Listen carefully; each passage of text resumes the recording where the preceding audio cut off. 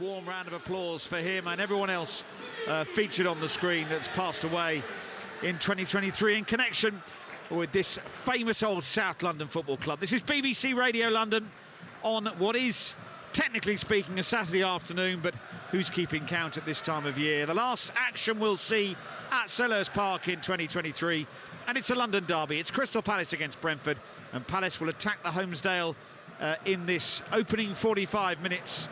And Eberechi Eze and Michael Olise standing over the ball, starting a Premier League game this season together for only the third time. We're off and underway, and the ball's launched forward for Jordan Ayew, who put Palace in front against Brighton last time out here.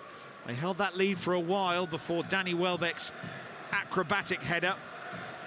Here is Tyrick Mitchell trying to fire this forward, but it's cut out by Matthias Jensen in midfield. First moment for him since coming back from injury. A chase here for Wieser down the Brentford right, but tidied up by Anderson, who lifts it to the halfway line.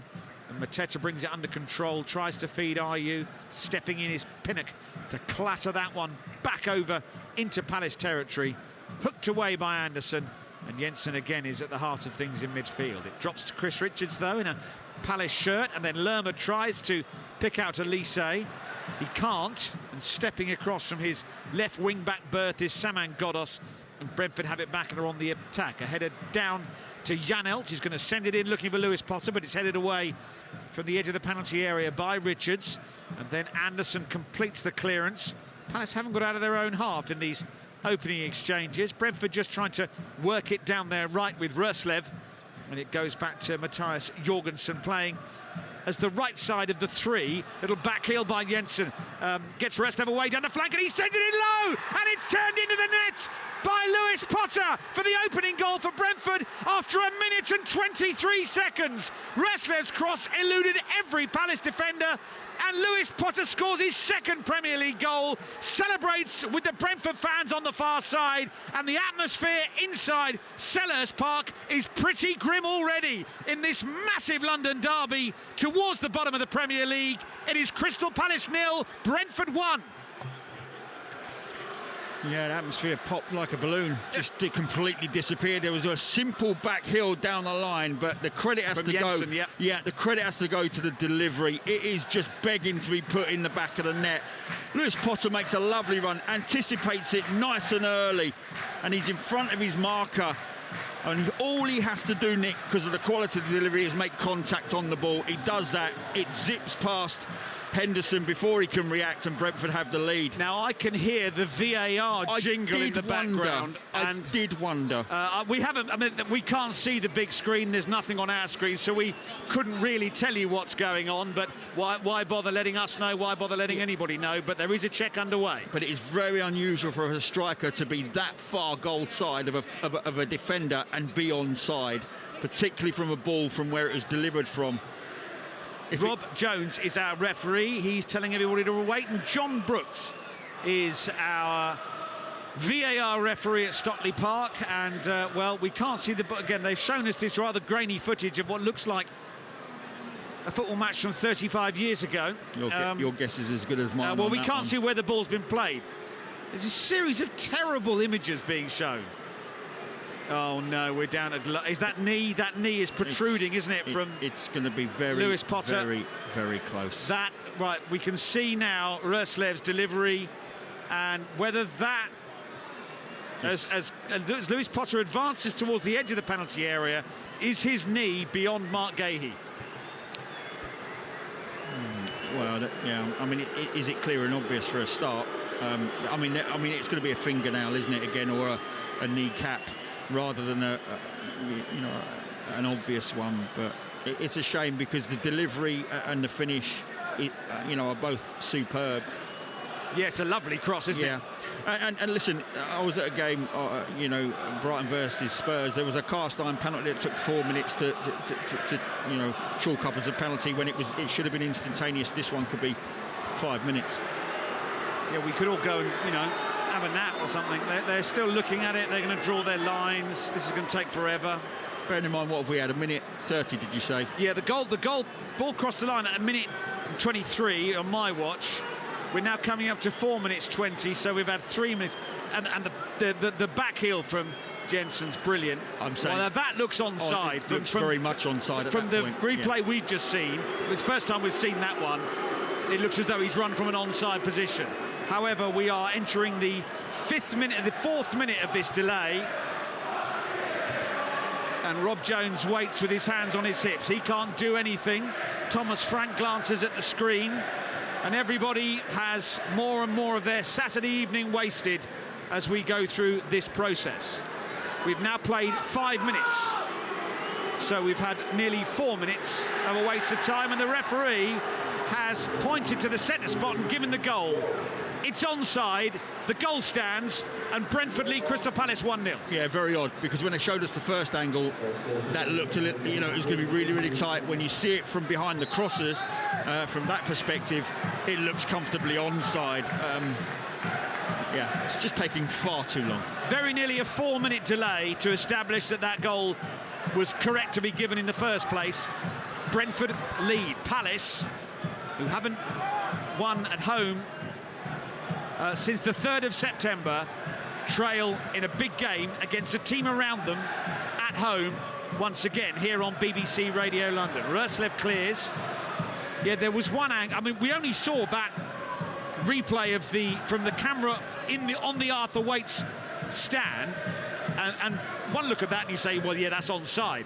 But the angle they showed us initially looked as though Lewis Potter's knee might have been protruding beyond the last outfield player, and so it goes on. Here's Ayew at the other end of the field, does want to hold it up but can't find another red and blue shirt, and then he's clipped Roslev inside the Brentford box, and it's going to be a free kick. Well, do you know what, in some ways that weight diluted the atmosphere. They've done Palace a favour there, VAR almost, because there were lots of moans and groans as the ball crossed the line and the Brentford fans celebrated. That hiatus has almost kind of dialed down the frustration that the Palace fans were feeling. Yeah, and actually when you visit here, there is going to be an atmosphere, because there is always a good atmosphere here. And as an away manager, you'll say, look, we need to keep the crowd quiet, let's get them subdued. Well, they did that within 90 seconds of the kickoff. Reality is they've caught Crystal Palace cold, and they've defended it very, very poorly. Flip it round, one brilliant delivery, super anticipation from Lewis Potter and a good finish, but Crystal Palace is starting to grow into the game. They're getting players forward. Ayew on a diagonal moments ago, and Elise down the right now. Klein is overlapping. Here he is with a cross. It's blocked by Godos. Comes back to Klein, who keeps it in play. Now Michael Elise takes over again on the right-hand side, tries to get round Godos. The Iranian gets a foot and it goes out for a throw-in on this near side. 7 minutes played. 1-0 Brentford, who've lost their last 4 games in a row. They have something to work with. Palace trying to respond, though, as Anderson clips in a cross. It's flicked on by Eze, but can't find Elise. And in the end, Elise has given Godos a little nudge, and he's gone down by the corner flag, and it's going to be a free kick to Brentford deep inside their own half of the field. And Godos tosses the ball away from where the free kick should be taken. A few people in the Homesdale have their say. But from a Brentford perspective, this is exactly what Thomas Frank would have wanted. An early goal to settle nerves, and suddenly everything that went wrong against Wolves, as Flecken moves the ball again, much to the irritation of the home supporters, everything that went wrong against Wolves feels a little further away. Yeah, and they put themselves in a great position in terms of the statistics. Crystal Palace under a goal of game here at Selhurst this season. So they might go on and score 2, but it is a rarity here at Selhurst this season. Ayew on the right tries to take on Jorgensen, who gets a foot to that, puts it out of play. Throw in on the far side to the Eagles. They've got to get support up to him. He's looking the brightest of the players in forward areas at the moment. He's made one diagonal run from left to right. They found him inside the penalty area. He chested it down, and the midfield support was way too deep. So if they are going to find front players with balls, from deeper areas, you've got to join quicker and offer support a little bit quicker than they have done so far. Here he is again, Ayew on the touchline. What is a drafty day in South London. We've had a bit of rain as well. That ball from Anderson nowhere near Mateta, and it goes through to Flecken away to our right-hand side. 9 minutes played, 4 of them wasted with a VAR check. Again, if we'd have been shown that replay the first time, probably would have meant that the check would have taken 20 to 25 seconds.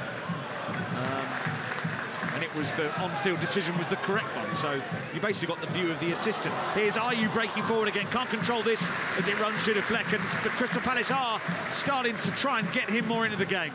Yeah, that's the third run he's made from that left forward position on a diagonal across Jorgensen, the right-sided centre half. But the quality hasn't quite been there for him to be able to do anything with the pass. Eze drives it towards goal, it's deflected behind.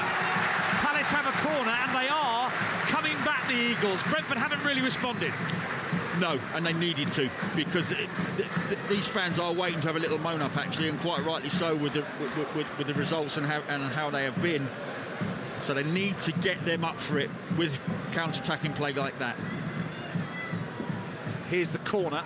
It's going to be swung in by Eze. Flecken claims well, 6 yards out.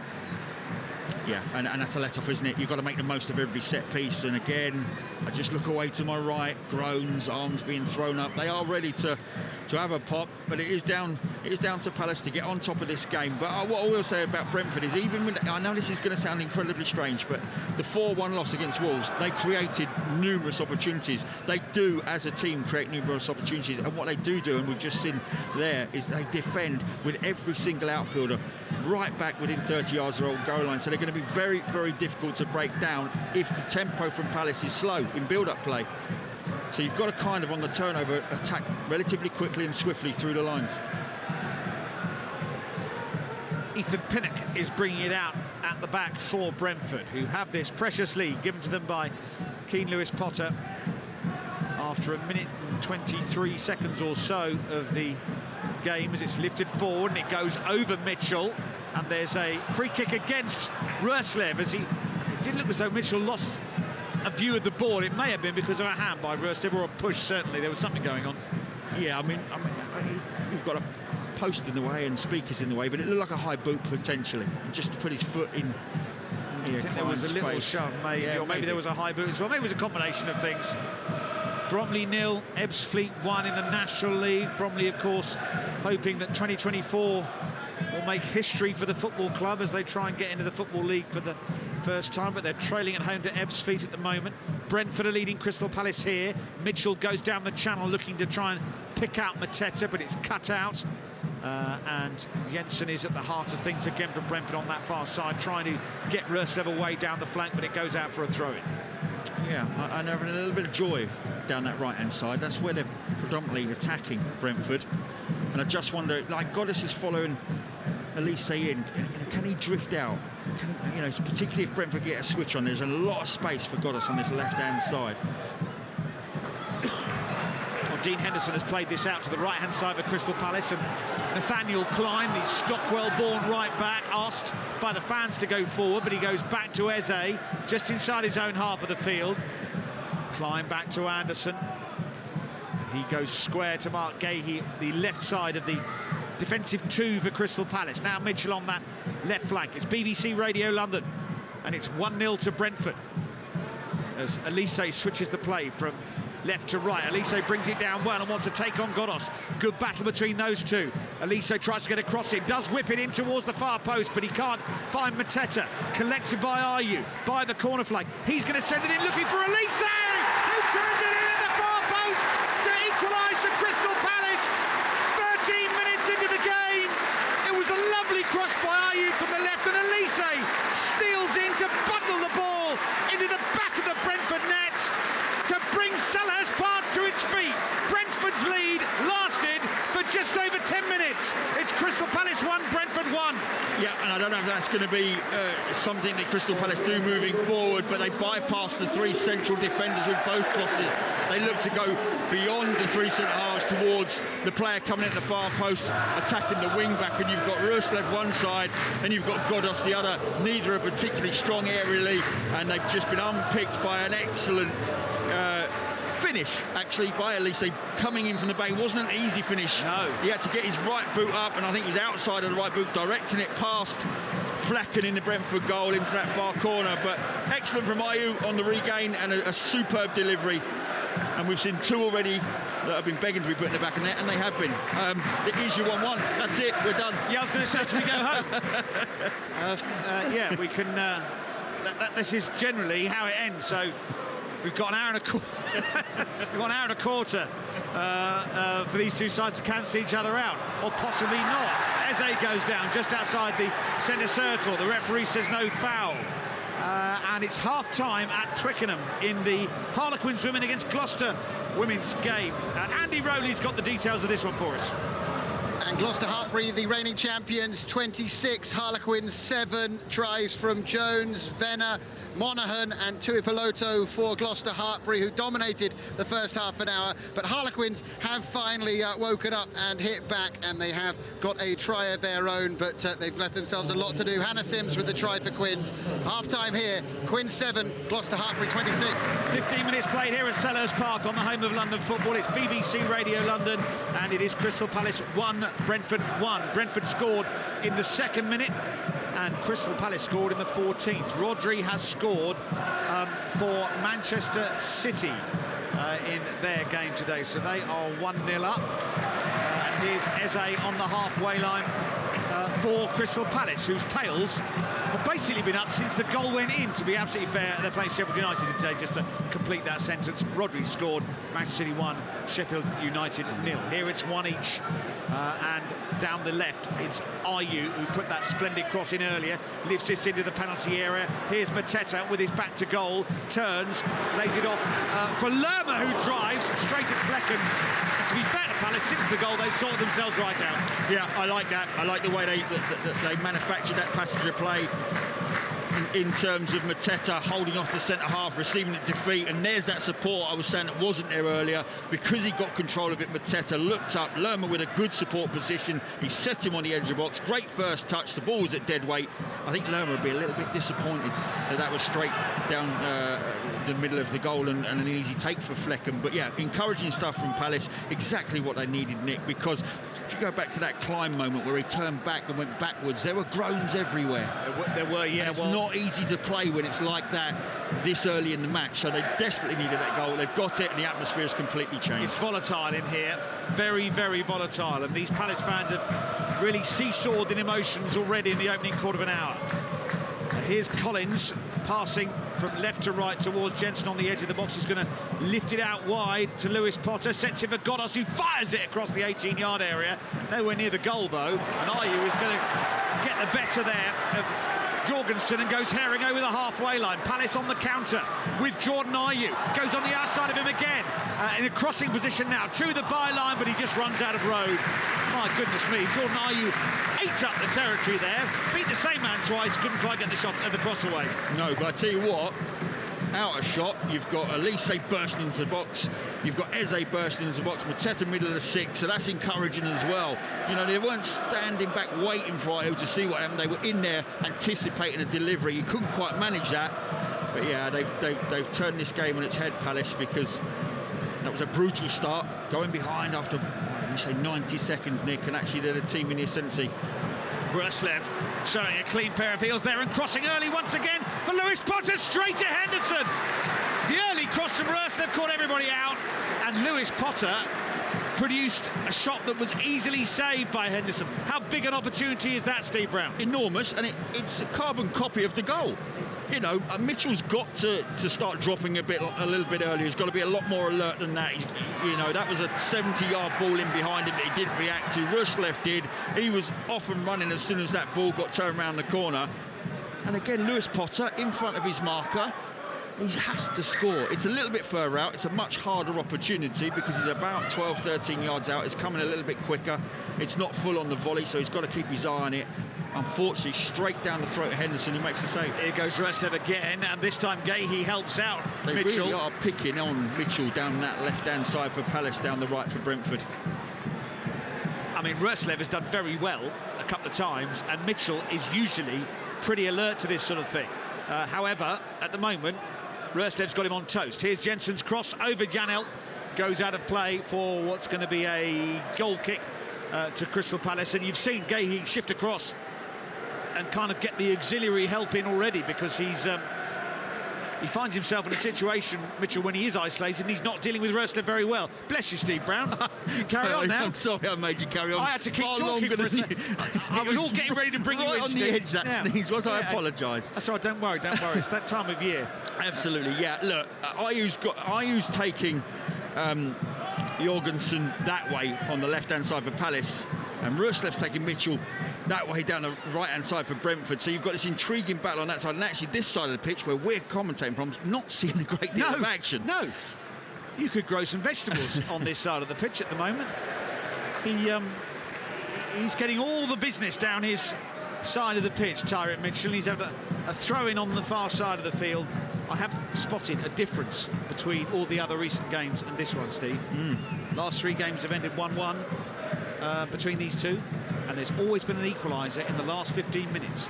Not today, because we've had an equaliser in the first 15 minutes instead.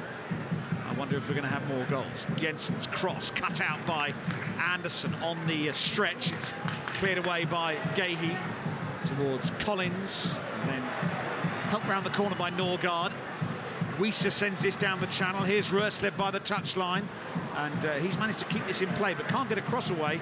Palace have won this back. The ball disappeared behind one of those famous pillars momentarily, and Mateta has flicked this on, trying to go round Jorgensen, comes back to Flecken, who's out of his penalty area, plays it short to Collins. There was a moment when it looked as though panic might have taken over, but Brentford have sorted that out well. Here's Godos high up the pitch down the left, moves away from Elise. Haven't seen the ball in this area for quite some time. Lewis Potter, the Brentford goal scorer, just in front of his manager on the edge of his technical area, comes in field now for Janel. Back to Ethan Pinnock on halfway. Brentford trying to re-establish themselves after their lively start. Palace's reply to the early goal going in was impressive. Brentford seeing a bit more of the ball though now, Steve. Yeah, and about that Lerma shot as well, which needed Flecken's attention, but Lewis Potter's had the next best opportunity, and arguably Brentford could and possibly should be 2-1 up. Here's Godos in a crossing position for Brentford, but he goes back to Collins. Now Janel, 30 yards from goal. He's going to dink in across towards the far post. Roerslev after it, collects it on the edge of the penalty area. Are you standing in front of him? And now Jensen whips this ball in, goes over everybody. Godos knocks it down. It's awkward, and it's hacked away by Eze from the edge of his own box. Mateta's done very well to hold this up. He's held more balls up in this game. I think he did the whole of the Brighton game, if I remember. And he's kind of settled Palace down again. Yeah, he's Oh, a lovely little chest by Mateta to release Eze, who hurtles forward, and he had Janel for company, and Janel dispossessed him. Yeah, look, it was really good support position from Eze. Perfect timing in terms of Mateta laying it off, and he gathered it, and he just got under his feet, and he left the ball behind, which allowed Brentford to win it back. But that's what I'm talking about when the ball goes up to Mateta. You've got to get up and alongside him quick, otherwise he's got those 3 centre-halves he's battling up against. He's doing really, really well at the moment, Nick, in terms of pinning them, holding up the ball. And if I was the Brentford centre-halves, I'd be trying to, one of them can risk surely going down the side. Mateta shoulder to shoulder with Pinnock, who guides it back to Flecken on the edge of his 6-yard box, plays it short to Norgard. Well, then it's back to Norgard, who's under pressure. Not a helpful pass from Jorgensen, and Norgard inside his own box had to deal with it, and he's managed to get rid of it. Or back to Jorgensen, and he clears. Gahey coming forward now in Palace colours. 1 each in what has been an excellent opening 22 minutes. Yeah, really good for the neutral, and I would stay alive if I was a Palace front player, because Brentford from time to time do offer you an opportunity that you shouldn't have to maybe pinch the ball in areas that would lead to an instant opportunity. And I thought Mateta there was just wait on the heels, and if he'd been on the move, there was a chance to nick that off a Norgard and potentially get a shot away. It's 1-1. Crystal Palace on the attack. Elise, right-hand side. He's got Eze in support. Eze just waits for a few moments, gives it to Klein on that right side. Palace starting to commit more bodies in the box. When this comes into the box, we'll see. Klein back to Eze, and again a few frustrations as there's a heavy touch from Anderson, and he has to offload quickly, and Gahey has to scuttle back into his own half of the field to make sure Brentford don't counter on them. Should that ball have gone in the box earlier, Steve Brown? Well, it should now, because now they're back in their own half, and it's gone back to Henderson. But statistically, you're putting a ball in with 2 strikers and 3 centre-halves. Elise marauding from right side, plays into Eze, inside the D, gets brought down by Jensen. No foul, says the referee. The home sales absolutely convinced it was a free kick. Game continues. Jensen and Ayew now at it. Norgaard's nipped in and won it back for the Bees. And Roerslev goes wide to Lewis Potter on that far side of the field, and it's still 1-1. It's getting spicy, Steve. Yeah, and I'll go back to that Godos free kick right down in front of us in this corner flag, where there was very, very little contact. He almost was down on the... Oh, here goes Lewis Potter again. Thank you, Steve, for letting me nip in, but Palace have sorted it out. It's an area they're targeting, though. That left-back spot, yeah, over Mitchell, down the side of Geehee. It's certainly an area that Brentford are targeting. But this is what they do well, Brentford.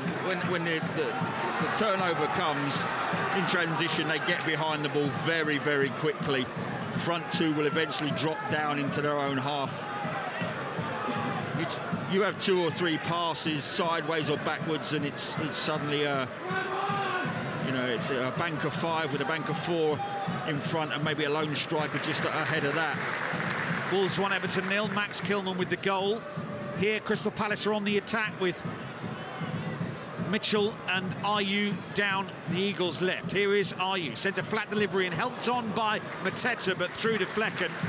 Couldn't find Elise this time, the Frenchman. Yeah, and he's done well up to this point, but move your feet a bit quicker, try and hold that up, because if you can get control of that, they'd ring the box really well, Palace. He would have been able to find the player to set to for a shot. But yeah, going back to that, I would cross it, I think, at times. I would mix it up. But Brentford do pack out the middle of the 6-yard box very quickly when the ball goes into wide areas. Here they go down that right side once again, Brentford. This time it's Lewis Potter running it. Anderson, and he's reached the edge of the box and he sends it in low, and it's going to be sliced over his own goal by Michael Elise. I think he wanted that to go to halfway. Instead, it's ended up in the fruit and vegetable aisle at Sainsbury's. It's a corner.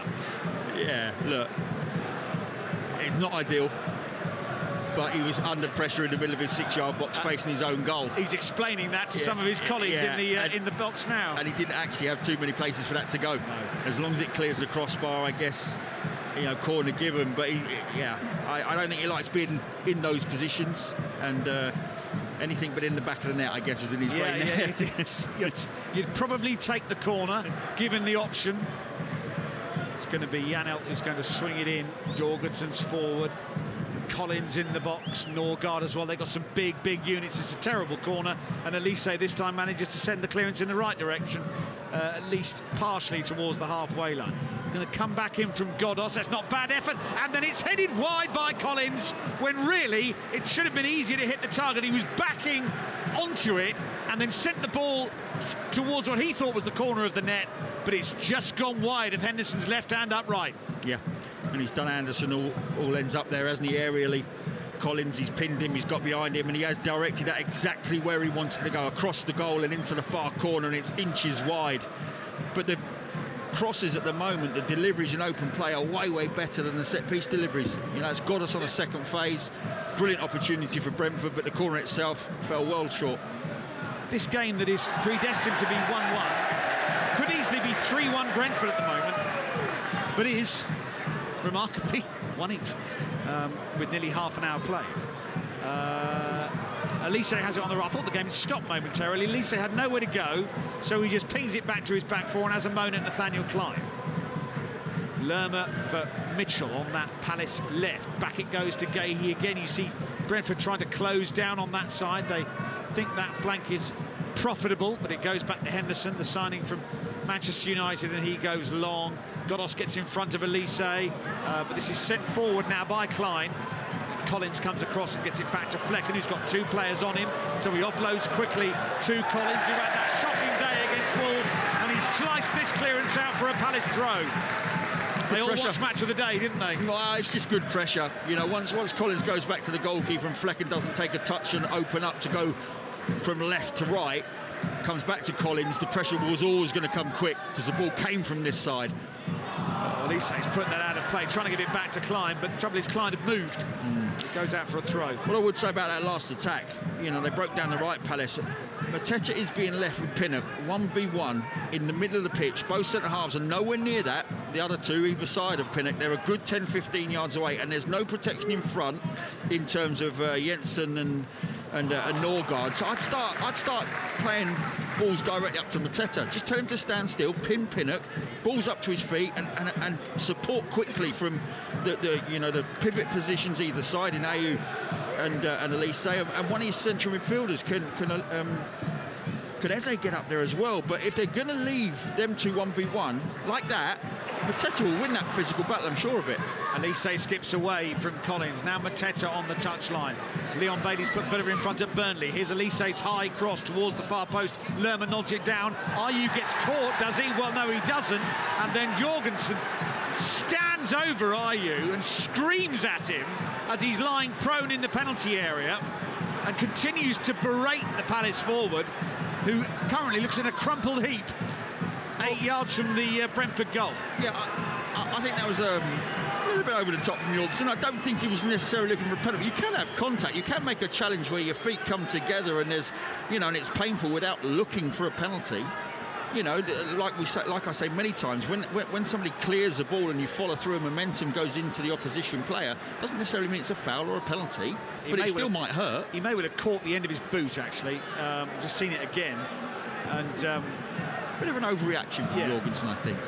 To stand over someone who is lying on the ground, at least looking as though he's hurt, and berate him like that. However, if I was looking for a penalty, yes, yeah. Let us put the other hat on momentarily, Stephen, and address the point from the other way. Then he has every right to be. Yeah, well, there we go. Just perspective, I guess. Of course, yes, I would have said.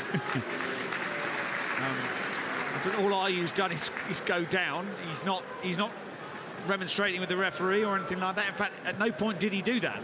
Long ball forward for Palace. Elise brings it down with Godos alongside him. Klein moves beyond him. Here is Nathaniel Klein, level with the edge of the Brentford penalty area. He's got Godos in front of him, and Elise's available. Here is Elise, into the feet now of Eze, corner of the Brentford box. Everybody back for the Bees. Klein trying to find a way through on that side. Back it goes to Anderson, who in turn uses Gehi on the edge of the centre circle. Palace biding their time. Mitchell wide to Ayew. Left-hand side, challenged by Roerslev. Palace throw level with the edge of the Brentford box. Burnley has equalised against Aston Villa. Bailey just put them in front, and Ndidi has just made the score 1-1. Here we've got 14 first half minutes to go. It's one each here. Michael Elise cancelling out Keane Lewis Potter's goal. 14 plus another 3 or 4 nick. Well, yeah, that goes out saying, another area I think Palace could have a bit of joy is out on this right-hand side.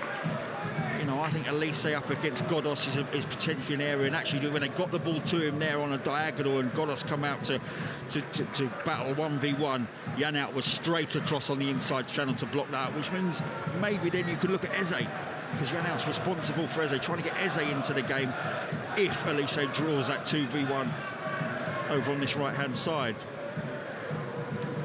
Old-fashioned phone ringing somewhere inside Selhurst Park as Ayew is chasing this, and it goes through to Flecken, who grabs it for Brentford. Don't get too many phones like that, like the phone in the like a Second World War phone, like someone, I don't know what it is, like a dial phone. Yeah, like a dial phone. Yeah, I don't know, someone needs to answer that. Probably hasn't been answered since the late 1950s, I don't know. Bromley have equalised against Ebbsfleet, the inevitable Michael Cheek with the equaliser. I think they're always going to come back into that. They play each other in a short space of time, don't they, home and away, and I think Bromley were victorious at Ebbsfleet comfortably in the end. Expecting to win that one. Well, now a bit of space for Klein, but he kind of slows down. That's what the groans are all about. Here's Eze, again, a forest of sky blue shirts have congregated around the edge of the Brentford penalty area. It's with Elise. Godos watching him closely. Down the right for Klein. Here's the cross. Looks for Ayew. Flicked away by Jorgensen. Yeah, a little bit more on that. And Ayew's got his 1v1 aerially against Roerslev. But if you drop it short like that, then obviously Jorgensen's going to be favourite. But I like the way Ayew's hanging out on the back of Roerslev, waiting for that deep cross.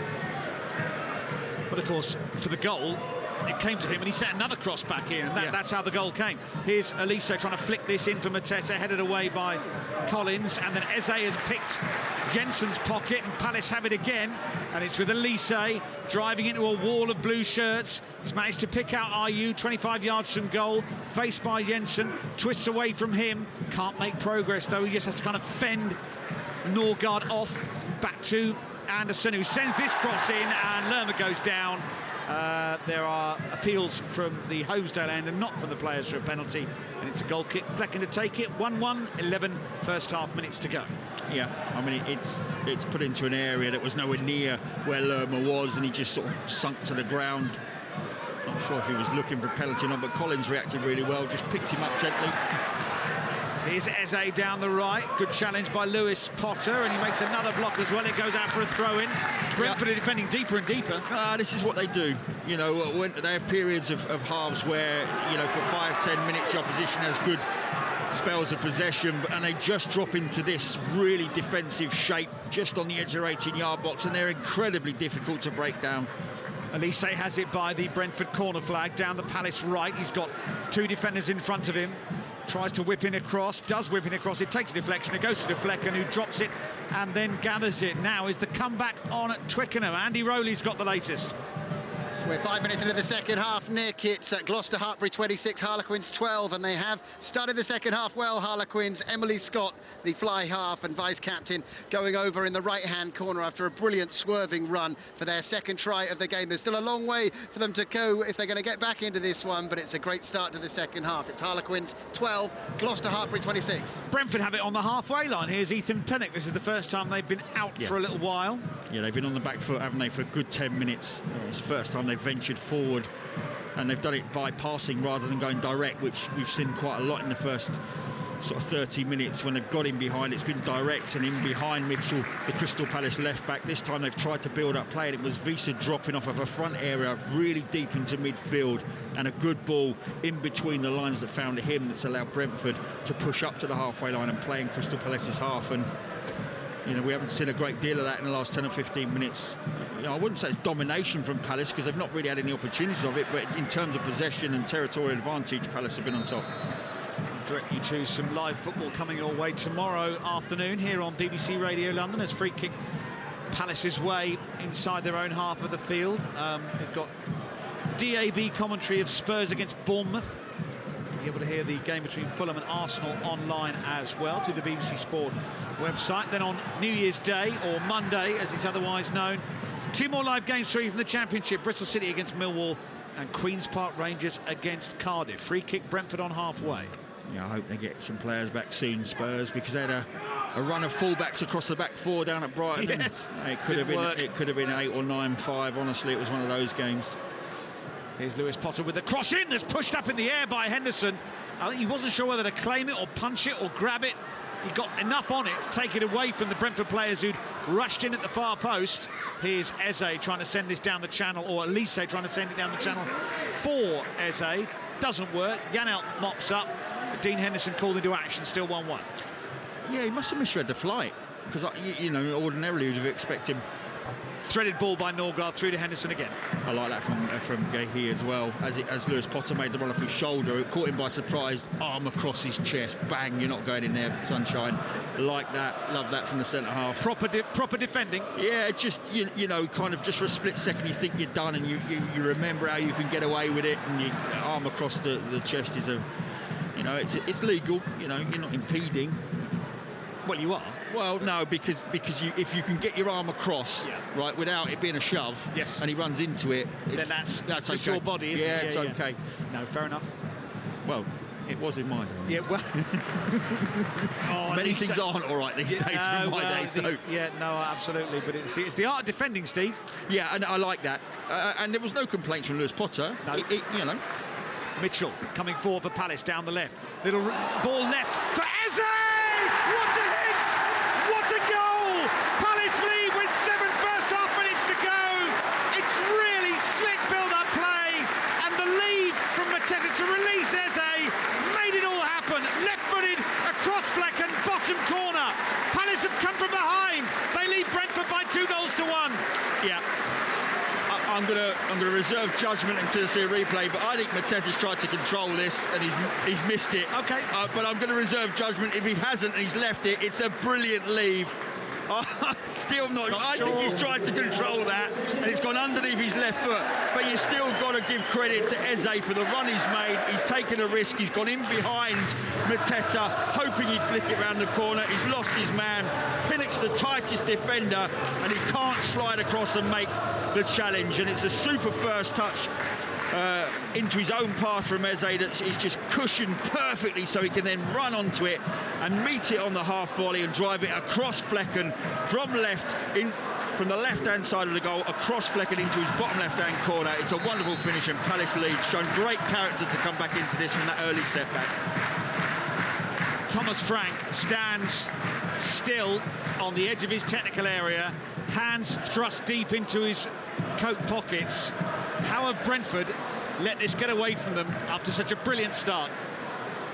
What I would say is, I'm going to flip that and give Palace a lot of credit, because they had a really early setback, right? They were pinned down there in their left-back position quite often in that first 15-20 minutes. I think the goal changes everything. That quick response when Palace equalised. When Elise scores at the far post changes everything, because from that point Brentford have struggled as an attacking side, and Palace have grown and grown and grown. So sometimes as an opposition there's not a massive amount you can do about it, but the credit has to go to Palace, because there were groans around this stadium for about 5 minutes. They were really under a little bit of pressure, and they've got through that and they've turned the game around. The onus is now on Brentford to become a more attacking side again, because they'd lost that for the last 15 minutes. And those misses from Lewis Potter and from Collins. Yeah, I don't think the Collins one's a miss. I thought it was a good effort from Collins. He got above Anderson. That's not easy to do. He pinned him and he directs his header across. It's unlucky. Klein rides a challenge on halfway, finds Mateta, gets it out of his feet and turns. There's a Brentford player injured on halfway. Palace continue. The referee's aware of the problem. Elise skips in field and shoots, blocked by Collins. It's going to come out to Mateta on this near side, deep inside Brentford territory. It's a dangerous moment this for Brentford. Another goal for Palace, and the route back is very, very difficult, and a 5th consecutive defeat would very much be on the cards. As it is, things are still in the balance. Janelt's still down injured. I'm glad he's done that. I'm glad Eze's done that, because Janelt is rolling in agony 5 yards from the halfway line. Brentford have got a very good shape behind the ball. You're going from side to side. I like the fact Eze's taken a touch and rolled that out, allowing Janelt to get some treatment. But yeah, I'd love to see that goal again, but from a better angle. You're still not sure about Mateta. I don't think he lifts his foot to miss it. I don't. I think we're just seeing a replay of why Janelt's hurt, and I think this could be he's grabbed his hamstring in the shot I've just seen, and now he's having his calf sort of attended to. But either way, he was in some discomfort. Yeah, I'd love to see it again, because I think he puts his left foot out to control it, and it goes underneath. But nevertheless, it's still a wonderful run from Eze and an even better finish. But we're just seeing a replay of all the goals now, Nick, and you know that's wonderful. But I think the biggest moment aren't the goals themselves. I think the biggest moment was that Lewis Potter miss. Or save from Henderson. You know, it was almost a carbon copy of the goal itself earlier on. It was a little bit further out and it wasn't full on the volley, but he really should have put that in the back of the net to give Brentford the lead 2-1. Yeah, I think the atmosphere in here would have got dicey again, Steve. Yeah, absolutely, would have turned back. Yeah, absolutely it would. I mean, they're frustrated here, and understandably so, Nick. The results have been really, really poor. 1 win in 12 means, and particularly the home form, Nick, I think they were less than a goal a game. I mean, they've scored 10 goals at home this season now, and it was 8 in 9, wasn't it? This is their 10th game. Yeah, so it's 10 in 10. It was 8 in 9 before today. You know, and if you want to get form right, you always want to get it right at home, and you always want to score, you know, a glutton of goals at home, because it gets everybody on side. And you heard the frustrations as well as I did in that first 15 minutes, and all Klein did was keep possession. He turned out, went back to his centre half, and there were groans everywhere, and they've managed to turn that situation around. Janelt is going to come back on. He's okay. Brentford trailed 2-1. The game restarts and it goes back to Anderson at the back for Crystal Palace. Another goal in the Premier League. Aston Villa lead Burnley 2-1. Moussa Diaby has put Villa back in front. Here it's 2-1 to Crystal Palace. And to be fair to Thomas Frank, he said that if we want to succeed at Selhurst Park, we're going to have to keep Elise and Eze quiet, and Elise and Eze have scored the goals that have put them in front. Yeah. He knew where the danger was coming. I like the way Elise gambled around the back post on Godos. I really do like that, because a lot of players usually don't take a risk. They don't go into the far post, and you're always moaning as a coach, or, you know, or as a pundit saying, I don't know why he hasn't come off that right-hand side and at least threatened the far post. Well, he did that and he scored. He got his goal, and Eze's goal was perfect timing in terms of the run he made. Super finish as well. Here's Lewis Potter down the left for Brentford, swings across in towards the far post. Roslev sends it back into the 6-yard box. It's gathered by Henderson. Wieser wasn't very near it, and we haven't mentioned Johan Wieser a great deal so far this afternoon. Yeah, in the last 15 minutes in particular, they've not looked that threatening as an attacking side. The one thing I will say about Brentford is they were completely and utterly out the game at half-time, and Thomas Frank got them down the tunnel, and they came out second half. Oh, that's dicey, and it's going to be slotted away by Flecken. The back pass from Jorgensen had Flecken scurrying back towards his goal at full pelt. I don't think it was going in, but Flecken took no chances and slid it away for a corner. Yeah, I'm normally quite good at cutting off when I sense there's a bit of danger coming, but no one could see that. I couldn't see that one A half volley from Pinnock from 30 yards out. Pinnock, was it? Yeah, yep. Whizzing past Flecken's right-hand post, corner Palace. Yeah, well, they're not helping themselves. Bromley are 2-1 in front of Ebbsfleet now as Eze swings this corner in, headed away by Collins. Comes out to Klein, last man back for Palace. Back out to Eze on that left flank. He waits with Norgard in front of him. Back to Mitchell on the halfway line. Yeah, Pinnock it was who swept it back to Flecken, and it looked as though it was going to find the goalkeeper. Then all of a sudden the keeper had turned tail. It's a bad challenge by Godos on Elise, and it's a yellow card on the halfway line. And a free kick to the Eagles.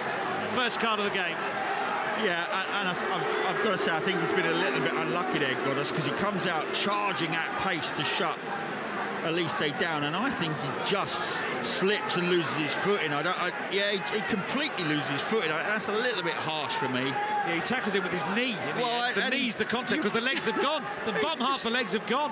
I think it's a little bit harsh. I think there should have been an acceptance from the referee that was a complete and utter slip. Free kick Palace. It's just one of those unfortunate things. Unlucky to be booked for that. So Bromley in front against Ebbsfleet. Ben Trauhaus with the goal.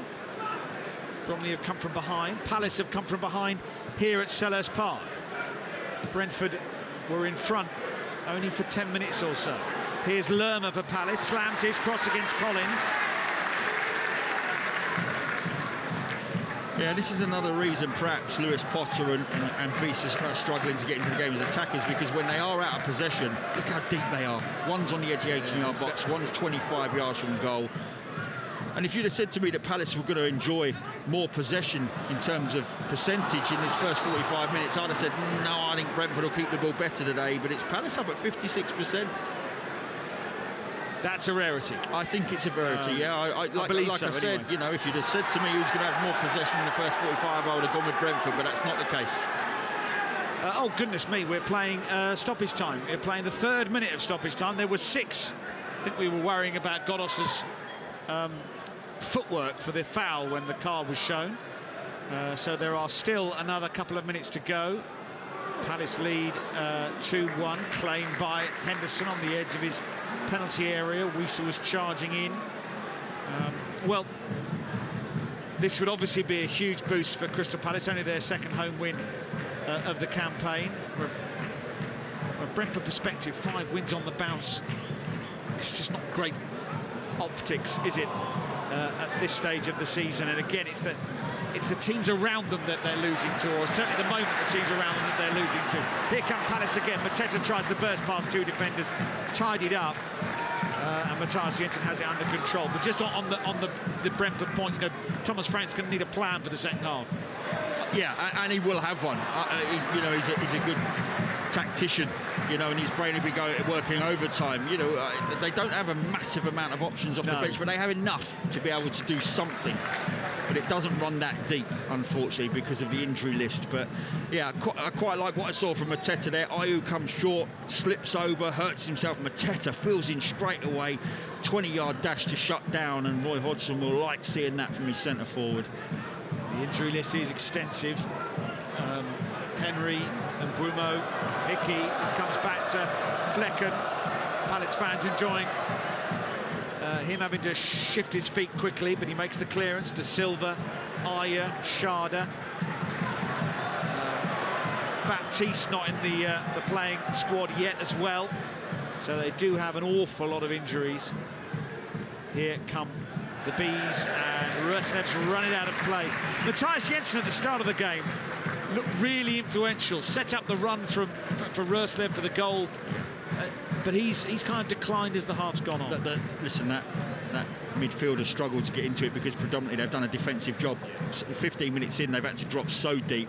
Tried to explain that why the two centre forwards are struggling to get into it, because, you know, for Brentford to become an attacking side again, you've got to make 4 or 5 passes in your own half. They've got to be crisp, they've got to be clean, and at some point you've got to risk and play between the lines to a player that's free and can turn. You've got to allow that much time for Brentford to go from a defensive shape to an attacking shape, and they just haven't been able to do that. And you've got to give Palace a little bit of credit for that. You just saw him working so hard there to close down. We saw Roeslev pass it straight out the pitch because he was under pressure. You know, so they've got a lot of work to do, Brentford's second half, and you know, Thomas Franks will have a game plan, because he always has, but he does need 1 or 2 players to step up to the plate a little bit. There've been 1 or 2 that are a little bit anonymous in this first 45. Godos plays this early, looking for Wieser. It's going to drop to Jensen on the edge of the penalty area, cut out and cleared by Lerma, and then Mateta will get there first to this, and Palace can counter, and Elise's got so much space if Ayew spots him, and Ayew tries to spot him, and Janelt coming back flings himself in the way of the pass, cuts it out and concedes a corner. Yeah, brilliant run on the right hand side from Elise, and Ayew needed to, he was running blind, so his back was to Elise. He couldn't see the run, but as he just turns a fraction too late, but the ball's caught underneath him, and he has to try and play it left-footed, which is curling away from Elise, and what he needed to do was cut back in on the right foot a lot earlier than he did, and then he would have had a wonderful opportunity to pass to Elise, but an excellent break from Palace. We are now playing the 7th minute of stoppage time. Michael Elise has a corner, but the wind has blown the ball out of the quadrant, so he will reset. Ref can blow at any time. Here's Elise's delivery, looking for Anderson. It's headed behind, but I think it's going to be a goal kick, and the referee blows for half-time, and well, there's a proper welcome for Crystal Palace at half-time interval, and it did not sound as though, or did not look as though it was going to be like that. Just 90 seconds into this contest, when Keane Lewis Potter slotted home the opener for Brentford from Roeslev's pass from the right. Palace responded well, equalised through Michael Elise turning in a Jordan Ayew cross just before the quarter hour. And then the goal that put them in front, Jean-Philippe Mateta with either one of the leads of the season, or he just made a mess of it. Either way, Eze burst her on goal and left-footed, slotted it across Flecken and into the bottom corner. In between the 2 Palace goals, Brentford had 2 good chances. Lewis Potter in particular putting his effort straight at Henderson. Collins' header was just wide as well. Those are the key moments of the half, because if Brentford had scored again, goodness only knows what the atmosphere would have been like inside this ground. As it is, they're relatively contented, because Crystal Palace at the moment are on course for a 2nd home win of the season, and Brentford are on course for a 5th consecutive Premier League defeat. That could all change in what's going to be a really, really crucial second half. But it's half-time at Selhurst, and it's Crystal Palace 1, Brentford 1. BBC Radio London. The home of London football. 2 on the Crystal Palace at Selhurst Park. Let's quickly go back there, Steve Brown, before you get a half-time cup of tea. Crystal Palace reacted really well to Brentford going ahead early in that game. So the half-time discussions will be a bit more comfortable, a little bit more, shall we say, friendly from Roy Hodgson than Thomas Frank, who's got some work to do. Yeah, and the biggest moment for me, Phil, was the opportunity for Lewis Potter. Yeah. If he slides that into the back of the net, I think you see a reversal of the atmosphere, and Brentford would have made it really difficult for Crystal Palace to score a second, because they would have played really deep and on the counter. But they fizzled out of that first half once Lewis Potter missed that opportunity. We had Collins' header, a little bit later on, but I thought he manufactured the chance really well, peeled off of Anderson, he got above him, and he tried to do all the right things, head it across goal, direct it past Henderson into his left-hand corner, and it was only inches wide. But that's the best moments for Brentford. Yeah. And actually, Phil, I said it in commentary, if you'd have said to me Palace would dominate possession, I've no chance. Not on what I've seen from the two teams this year. No. But they have. They've moved the ball around well. Brentford have gone into this sort of really deep defensive shape and allowed Crystal Palace to have a lot of possession. And I just wonder if that's what Thomas Frank's going to talk about. I wonder if he's going to try and pressurise Crystal Palace in the mid-third and Brentford's final third, Palace's defensive third, in the second half. Steve, thanks very much for the time being. Elsewhere today in the Gallagher Premiership, it's Saracens 22, Newcastle 16 at half-time. Sale 7 points to 0 up against Northampton. Harlequins Gloucester in the men's Premiership kicks off at 5:30. Deep into the women's game, though, in big game 15. Andy Rowley has the latest. Well, it looked like the comeback very much was on here. Harlequins had managed to get within 7 points, having been 26 points to 0 down at one point. The substitute prop, Babawa Latcha, had managed to go in for the third try.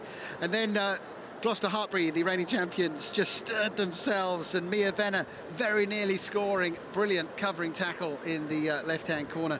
But just now, in the last 30 seconds, Gloucester have scored.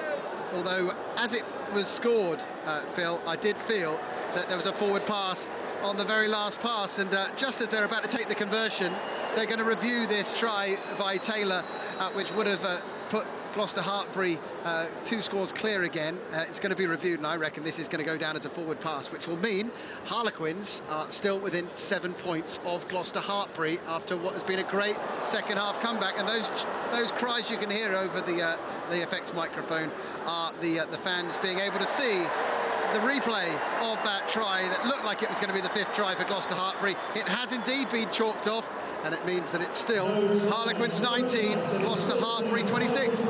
Thanks, Andy. Elsewhere today, Chelsea beating Luton by 3-2. We'll get some reactions to that game a little bit later. Aston Villa 2-1 up against Burnley. Bailey and Diaby with the goals for Aston Villa. Amdouni with the goal, but it was an equaliser for a while, but Diaby 3 minutes from time, putting Aston Villa ahead in that match. Pretty even though when it comes to chances so far. Crystal Palace 2-1 up on Brentford, as you were hearing. And Manchester City 1, Sheffield United 0. Rodri with the goal for Manchester City against Sheffield United. And Wolverhampton Wanderers 1-0 up against Everton. Max Kilman scoring. Celebrations from the Wolves players holding aloft Mario Lemina's shirt and number after the sad loss of his dad, which is why the Wolverhampton Wanderers players were commemorating him. Celtic beats Glasgow Rangers by 2-1. They were 2-0 up after 47 minutes. Balogun was sent off for Glasgow Rangers, who got a late consolation through Tavernier with a couple of minutes to go in that game. Elsewhere today in the National League, Barnet 0, Southend 0. Bromley 2-1 up against Ebbsfleet. They were 1-0 down in that game. Early doors were Bromley, but almost inevitably, Michael Cheekin and Ben Krauhaus with the 2 goals for Andy Woodman's side, who are second in the table as it stands, just 4 points behind Chesterfield, but they've played a few more games. Barnet are third at this moment in time. Kidderminster Harriers 1, Borehamwood 2. Obviously, our own Jamal Fifield not playing at the moment. He's out injured, but he'll be happy to see that his former manager, actually, and teammate and roommate, who's now in charge of Kidderminster Harriers, being beaten by Borehamwood. And Oldham Athletic 1-0 up against Hartlepool United. National League South today as well, by the way. Dartford 1, Welling United 0. And it's 1-0 Dover lead against Aveley. Truro City against Torquay United was called off. We know our very own Ahmed Noor's gone down to Dulwich Hamlet, which me and Lucy are very jealous about this afternoon. We're going back there soon, I tell you. We're taking Nigel Bidmead as well. down to Dulwich Hamlet, because I'm sure he will enjoy the experience of being down there. Saracens 22-16 up against Newcastle then. Half-time in the Gallagher Premiership elsewhere. Second half commentary to come from Selhurst Park this afternoon of Crystal Palace against Brentford. The Eagles leading by 2-1. Just to mark your cards as well, 2 commentary games tomorrow for you. Tottenham Hotspur at home to Bournemouth, which is a big game, looking to recover from that defeat to Brighton last time out.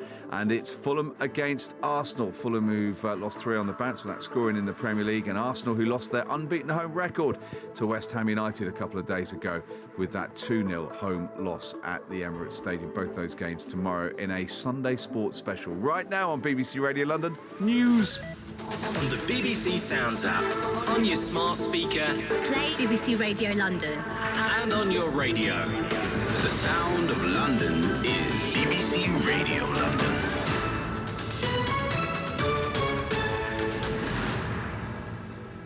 BBC News at 4 o'clock. This is Nikki Cardwell. Eurostar services have been cancelled because of flooding in a tunnel under the Thames, leaving thousands of people stranded at London St Pancras Station.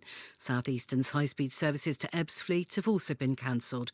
These passengers were trying to get to London, but are stuck at Eurostar's Paris terminus, the Gare du Nord. Our entire family is here. There's 14 of us, and we were celebrating Christmas in Paris and then headed to London for our New Year's Eve plans. It's pretty disappointing. We had to ask the people dressed in the pink, and they didn't seem to know much. They just told us to keep checking the Eurostar app throughout the day. No plan right now. We're on the line with a travel agent, and she's trying to find a hotel, so not looking good. The government's facing criticism for allowing the former Prime Minister Liz Truss to publish her resignation honours list. Ms Truss, who was in office for 49 days, made 11 nominations, predominantly political aides and Conservative donors. Labour and the Lib Dems had called on Rishi Sunak to block the appointments. Downing Street said the resignation honours list was a long-standing and ongoing convention. Health officials in Gaza say that 165 Palestinians have been killed in the past 24 hours as the Israeli army attacks targets across the territory. The southern border town of Rafah continues to see an influx of people seeking safety. 2 men have died and another 2 are in a life-threatening condition in hospital after a fire at a house in South London. Around 40 firefighters were called to the house in Croydon just before 11 o'clock last night. A man has been remanded in custody charged with the murder of Chris Marriott, a father of 2 who was hit by a car while helping a stranger in Sheffield. A number of other people were injured. Hassan Janga was also charged with attempted murder when he appeared at Sheffield Magistrates Court this morning. Olivia Richwald reports. During the brief court hearing, Hassan Janga, who's 23, appeared in the dock wearing a grey T-shirt. He had a plaster cast on his right arm. He spoke only to confirm his name and address and didn't enter a plea. He is charged with the murder of Chris Marriott and the attempted murder of 5 other people in Sheffield on Wednesday. Hassan Janga has been remanded into custody and will appear at Sheffield Crown Court on the 2nd of January. Finishing touches are being put to preparations for New Year's Eve celebrations around the world. In London, 12,000 fireworks are being loaded onto 3 barges, ready to be launched tomorrow night in a 12-minute-long display. The event director, Darryl Fleming, says there are some big numbers involved. We've got over 30 tonnes of equipment that needs to get loaded onto these barges. There's nearly 50 kilometres of cable and wire that all need to be connected, and 4,500 individual firing cues that need to be wired in and tested. And this year's New Year's Eve will also mark 100 years since the bells of Big Ben were first broadcast. In 1923, BBC Radio transmitted the famous bongs to the nation to herald the new year. BBC News, it's 3 minutes past 4. It's almost time to say goodbye to 2023. New Year's Eve beckons, and this is your invitation to spend it with me. I'm Jim Davis, and from 10 p.m. this Sunday night, I'll be right here to see you in 2024. With the Big Ben chimes at midnight, some great music,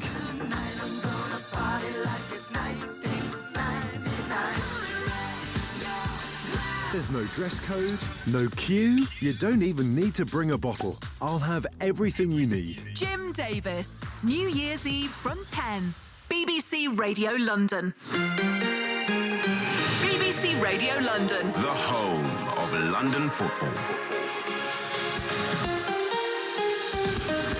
Saturday Sport on BBC Radio London. We're going to go back to Selhurst Park in a moment. It's our commentary game, Crystal Palace against Brentford, and the Eagles are edging it. Back heel by Jensen, gets rest of away down the flank, and he sends it in low, and it's turned into the net by Lewis Potter for the opening goal for Brentford after 1 minute and 23 seconds. Collected by Ayew by the corner flag. He's going to send it in looking for Elise, who turns it in at the far post to equalise for Crystal Palace. Mitchell coming forward for Palace down the left. Little ball left for Eze. What a hit! What a goal! Palace lead with 7 first half minutes to go. It's really slick build-up play, and the lead from Mateta to release Eze made it all happen. Left-footed across Flecken, bottom corner. Palace have come from behind. They lead Brentford by 2-1. Yeah, teams are going to come out. Andy Rowley very quickly at Twickenham, though. What's the latest in the big match, women's match? Well, it could be very close, this one. It's 11 minutes to go, Phil, and it's still 26 points to 19 to Gloucester Hartpury against Harlequins, and the Harlequins women just stopped on a rolling maul 3 metres short. So 10 minutes, just over 10 minutes to go, and it's still 7 points the difference. And we'll go back to Selhurst Park. Steve Brown and Nick Godwin, our commentators for Crystal Palace against Brentford. We have, Phil, been taking counsel on whether Mateta meant the leave, and it's been decided by the Wise Heads department, Steve Brown and BBC Radio 5 Live's Alistair Bruce Ball, that it's actually, in fact, it's just a horrible piece of miscontrol, but it just happens to take everyone else out of the game and put Eze through.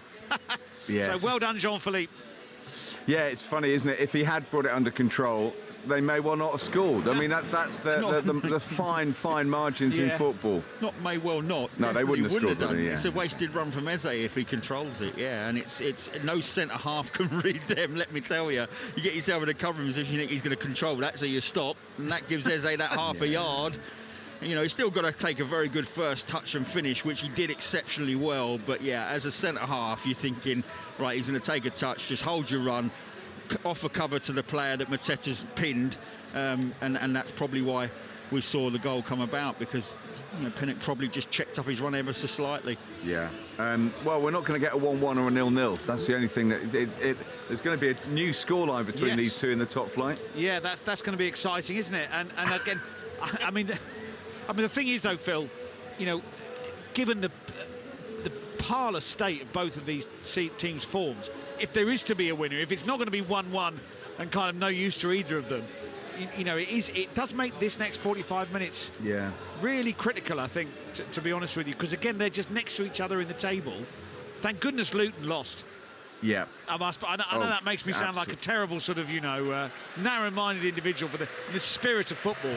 But imagine if they'd have won and that gap would have closed yet further. That the atmosphere at this point at half-time would be really, really tense. Yeah, it could be tense anyway. The second half about to get off and underway, so we'll let you take it away. You look like you're in diluvian conditions there, though, Nick. Yeah, the heavens have really... I mean, it was kind of fine rain for the first half, but the heavens have opened a bit, so we may get some more chaotic miscontrolling, Steve, which could be a lot of fun. But thank you, Phil.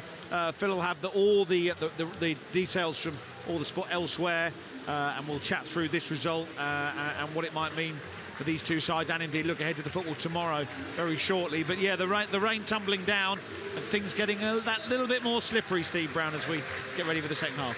Yeah, and I think we saw a couple of slips. Godos was the main slip, wasn't it, that led to his booking, which I said was unfortunate. Puts him on the back foot a little bit in terms of if Elise can get 1v1 and run at him. It's just a slight mistimed challenge, and there'll be a big change in the momentum of the game if Brentford are down to 10. But we're off and underway.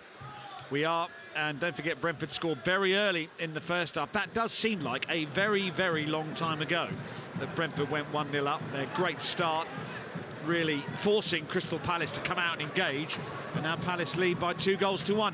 No changes at the interval. Both these sides with horrendous injury problems, as Mateta is chasing this, and Pinnock does well to head it back to his goalkeeper. Flecken, with that rain stinging his eyes, he did the job very well there to take it away from Mateta. Yeah, not an easy... I know to a supporter that would seem very easy. Centre-half turns, under pressure, heads it back to his goalkeeper. But you know what? You're under physical pressure, and if you get that wrong, if you just mistime it. Here's an opportunity now for Crystal Palace, and Elise driving forward. It's taken away from him by Jensen, comes out to Richards. Palace have started this second half very positively. Low cross by Mitchell into Mateta, does want to hold it up initially, breaks to Richards. Now Lerma back to Anderson, and Anderson just buys his time before using Elise once again. Turns, running through the two lineups in a second. Palace have started very positively. Here's Klein's cross into the box. It's awkward. Nearly drops to Lerma. Can't quite find Ayew, who races out to the touchline to keep this in play. He's going to send it back in with his right foot, and it's headed away, importantly, once again, by Pinnock. Palace really trying to drive home the advantage here as Ayew moves infield, gets it back to Richards, and now Anderson on the edge of the centre circle. Oh, he had Mateta as well. Ayew had Mateta on a little reverse pass, completely unmarked in the penalty area. Eze and Elise combining, and Elise sends the cross in. Mitchell round the back to the edge of the 6-yard box. Ayew slices it, and then the clearance from Pinnock takes it out for a corner. Jordan Ayew almost caught fresh air there, but it's another corner to Palace down the left. Yeah, really good ball across field, actually, from right to left, which got Mitchell in behind. That's a good cutback as well on the volley to Ayew, and he miscues his volley. That's a good chance, actually, for Ayew. Should do better. Eze's corner, right-footed, in-swinger towards the near post, flicked on towards the far post by Lerma. No one there in the Palace shirt to turn it in. Goal kick, 2 second-half minutes played, 2-1 Palace lead, and they've got Dean Henderson in goal. A back four of Nathaniel Klein, Joachim Anderson, Mark Gahey and Tyrant Mitchell in midfield. Jefferson Lerma, Chris Richards, Eberechi Eze with Jordan Ayew and Michael Elise with Jean-Philippe Mateta up front. Brentford have got Mark Blecken in goal. A back three of Matthias Jorgensen, Nathan Collins and Ethan Pinnock. Mazurus, Levan Saman Golos, the wing-backs. Matthias Jensen, Christian Norgard, Vitaly Janot in midfield. Johan Wieser and Keane Lewis Potter, the most advanced players. On the bench of Palace, Matthews Tompkins, Francis Schlupp, Hughes, Edouard, Ahamada, Riedewald, Ozo. And for Brentford, Strikhosha, Mopai, Onyeka Damsgaard, Pert Harris, Yarmaluk, Olagibi, Braley and Adakoden. Those are the alternatives. Both these sides have massive injury concerns, absentees. Yeah, conditions worsening in front of our very eyes. Looks like there's a wind driving from right to left as we see it. Well, part of the fun of winter football in this country, particularly at this time of year. Here's Jensen, turns this forward, but Wieser had to run into an onside position, so he was unable to get on the end of that. And it goes through to Henderson. Yes, the rain is driving across the pitch. Roy Hodgson's got some very nice shoes on, and he's standing there in the mud as he watches his team. Cleared by Henderson towards the halfway line. Eze nods it down. Klein clips it forward into the South London night, and it is night now. This stage of proceedings with Elise turning it forward and Eze away down the right-hand side. Two in the box as this is floated in, looking for Mateta. Flecken gets there first, punches it clear, might drop to Lerma. Palace trying to force the issue and put the game beyond Brentford. Here's Eze, sends it in low, headed away by Pinnock firmly, comes back to Eze. He's been dispossessed. Lerma wins it back. There's no way out for Brentford at the moment. Klein on the right-hand side, into Lerma, 30 yards from goal. And now Elise in a more central position, gets challenged by Jensen. Wieser's going to try and run this away. And at the moment, Brentford have got to be very careful, Steve. They don't find themselves 3-1 down. They've given it away again. Jorgensen allows Ayew to run to the touchline. Here is Jordan Ayew by the corner flag now. Twists onto his left foot, then his right. He's still got it, Jordan Ayew, and in the end, the ball's gone out of play for a Palace throw deep inside the Brentford half. Yeah, and I'd be very surprised if we don't see a change or two from Brentford coming shortly. They're on the back foot, they can't get out. One or two things that have happened in that first 5 minutes, I don't think Thomas Frank will be impressed about in terms of balls that were given away that shouldn't. Flecken's just come out and made a wonderful punch, actually, because I think Mateta would have headed that into the back of the net, and he intercepted it no more than a foot in front of Mateta's face. Very good goalkeeping. Here's Mateta once again, and he's going to try and earn a corner, and he does. Palace's fourth corner of the game, their second of the second half.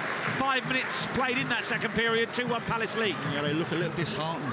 Actually, I'm looking at some of the body languages of the Brentford players. They just look a little disheartened to me. Got to pick yourselves up. This is a huge game. and this half is massive for both of these teams. Eze's right-footed delivery. The corner towards the edge of the 6-yard box, flicked away by Lewis Potter, actually, back doing some defending.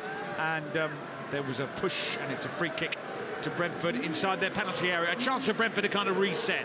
A bit of respite, because they've been on the back foot since we've kicked off, and I thought Ayew's volley was a big chance. There was no one around him. It got set back at it wasn't belted at him, so it was quite comfortable for him to adjust and get a good volley away, and he miscued it. And actually the cross from the right-hand side earlier on, he stayed wide left, and it got delivered into a great area where he could have attacked Ruslev at the far post, and he didn't.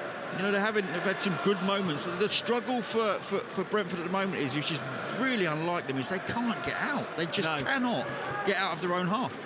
Pinned in at the moment. Reminder, earlier today it finished Luton 2, Chelsea 3, despite a rousing late show from Luton. They couldn't find an equaliser. There was VAR business there as well. We've had nearly 7 second-half minutes here on BBC Radio London. Palace 2, Brentford 1.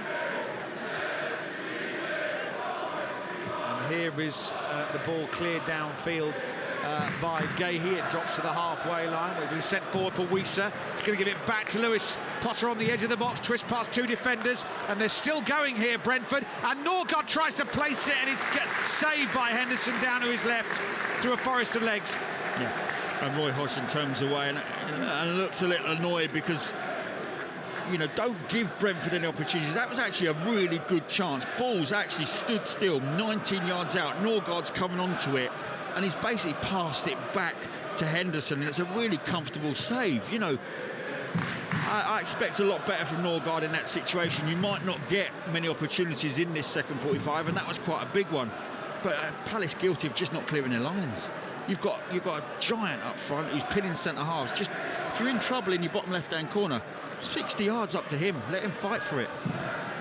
Wolves lead Everton 2-0. Matthias Cunha with the second goal for Wolves at Molineux. Gahey in charge of this situation as he gets it back to Henderson, who sweeps it clear to the halfway line, nodded forward by Jorgensen.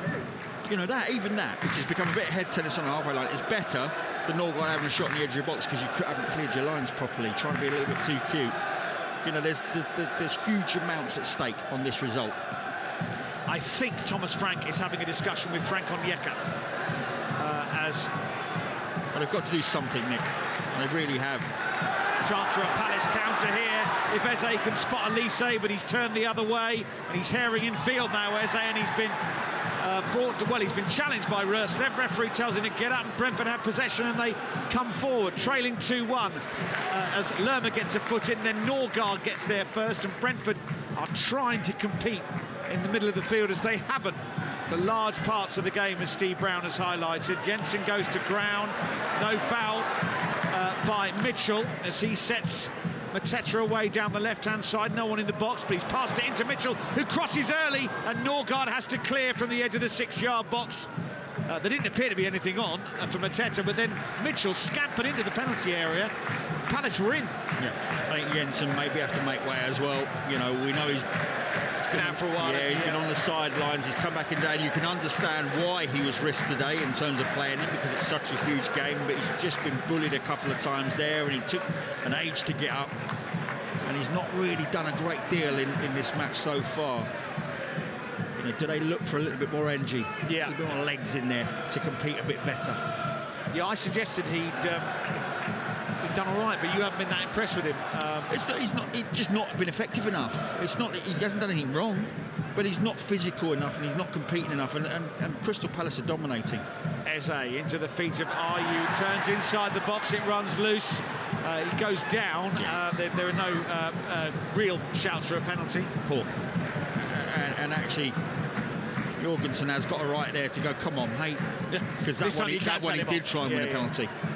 Ball sent away from the Brentford penalty area. Here's Elise. Yeah, Brentford have got to change this, because at the moment it's all Palace. It's not me criticising Jensen's performance. It's more what he's offering. He can't cover the ground as quickly now, so we're starting to see physically him tail off. Like I said, he took a long time to get up from that last challenge. He didn't particularly enjoy the challenge itself. He's not getting forward. He's not getting involved in terms of receiving to feet and passing. So at some point, you've got to look at that as a manager. Eze collects edge of the Brentford box. This is all taking place in the Brentford third of the field. Eze again, Klein, Elise on the touchline. Eze wants it played further forward. They go back to Klein on that side. Almost tormenting Brentford at the moment. They can't get the ball. And with the lead that the home team have, it's making things even more frustrating. It's Chris Richards, 25 yards from goal. Lerma lets it run across him. Ayew, corner of the box, floats this towards the top corner, easily claimed by Flecken in the end. We've had 11 second half minutes. It's 2-1 Palace. Yeah, really good play from Palace, but the cross was too high for anybody to get a header on it and too low to be a threat as a shot. So it was an easy take for Flecken. But yeah, it's a performance that's slowly becoming frustrating actually to watch, because Palace are just waiting. Oh, sorry, Brentford are just almost like, it feels like they're waiting to go 3-1 down before they react. React now while it's 2-1, you know, make some changes, try and get on the front foot, but they look like devoid of ideas at the moment, how they're going to get back into this game. It's Bromley 3, Ebbsfleet 1 now. Alex Kirk has put Bromley 3-1 in front. Here's Ayew, manages to go round Janel. Palace are pouring bodies forward here. Elise running at Collins inside the penalty area. Saved by Flecken. It was more or less at him. Ayew might win it back here, but he can't control it. And it's through to the goalkeeper. Well, that was struck with power by Elise, but straight at the Brentford goalkeeper, who parried it comfortably. Yeah. And they're getting physically out-muscled now. You know, Palace are, you know, exerting physical pressure and getting on top. You know, every individual battle, you look around and there aren't many wins for the Brentford 11 in terms of individual battles being won. Time for Frank the Tank, perhaps. Here's Elise again, edge of the penalty area. He's run a long way and he's squeezed it in! It's 3-1 to Crystal Palace. Michael Elise has scored his second of the game. It's a lovely run from that right-hand side, and the Brentford defence just melted away, and Elise tucks it under Flecken to extend the Eagles' advantage and put Brentford's position into a more perilous situation. It's relief for Palace, who go further in front.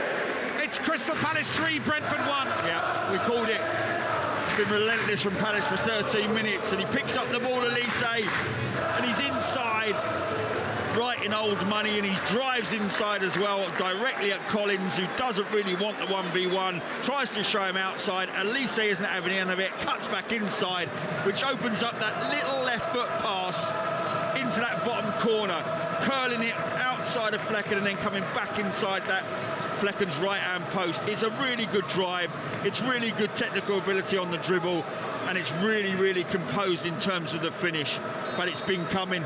And I thought Thomas Frank could have reacted a little bit earlier than he had. Well, than he has. As I said, I thought there was going to be activity on that Brentford bench. It looked as though Frank Onyeka was being prepared. But this is now a very strong position for Palace to be in. And Brentford are going to have to react from 3-1 down. A reminder, they led this game after 90 seconds. Oh, they've given it away here, Palace, but Reece has been fouled.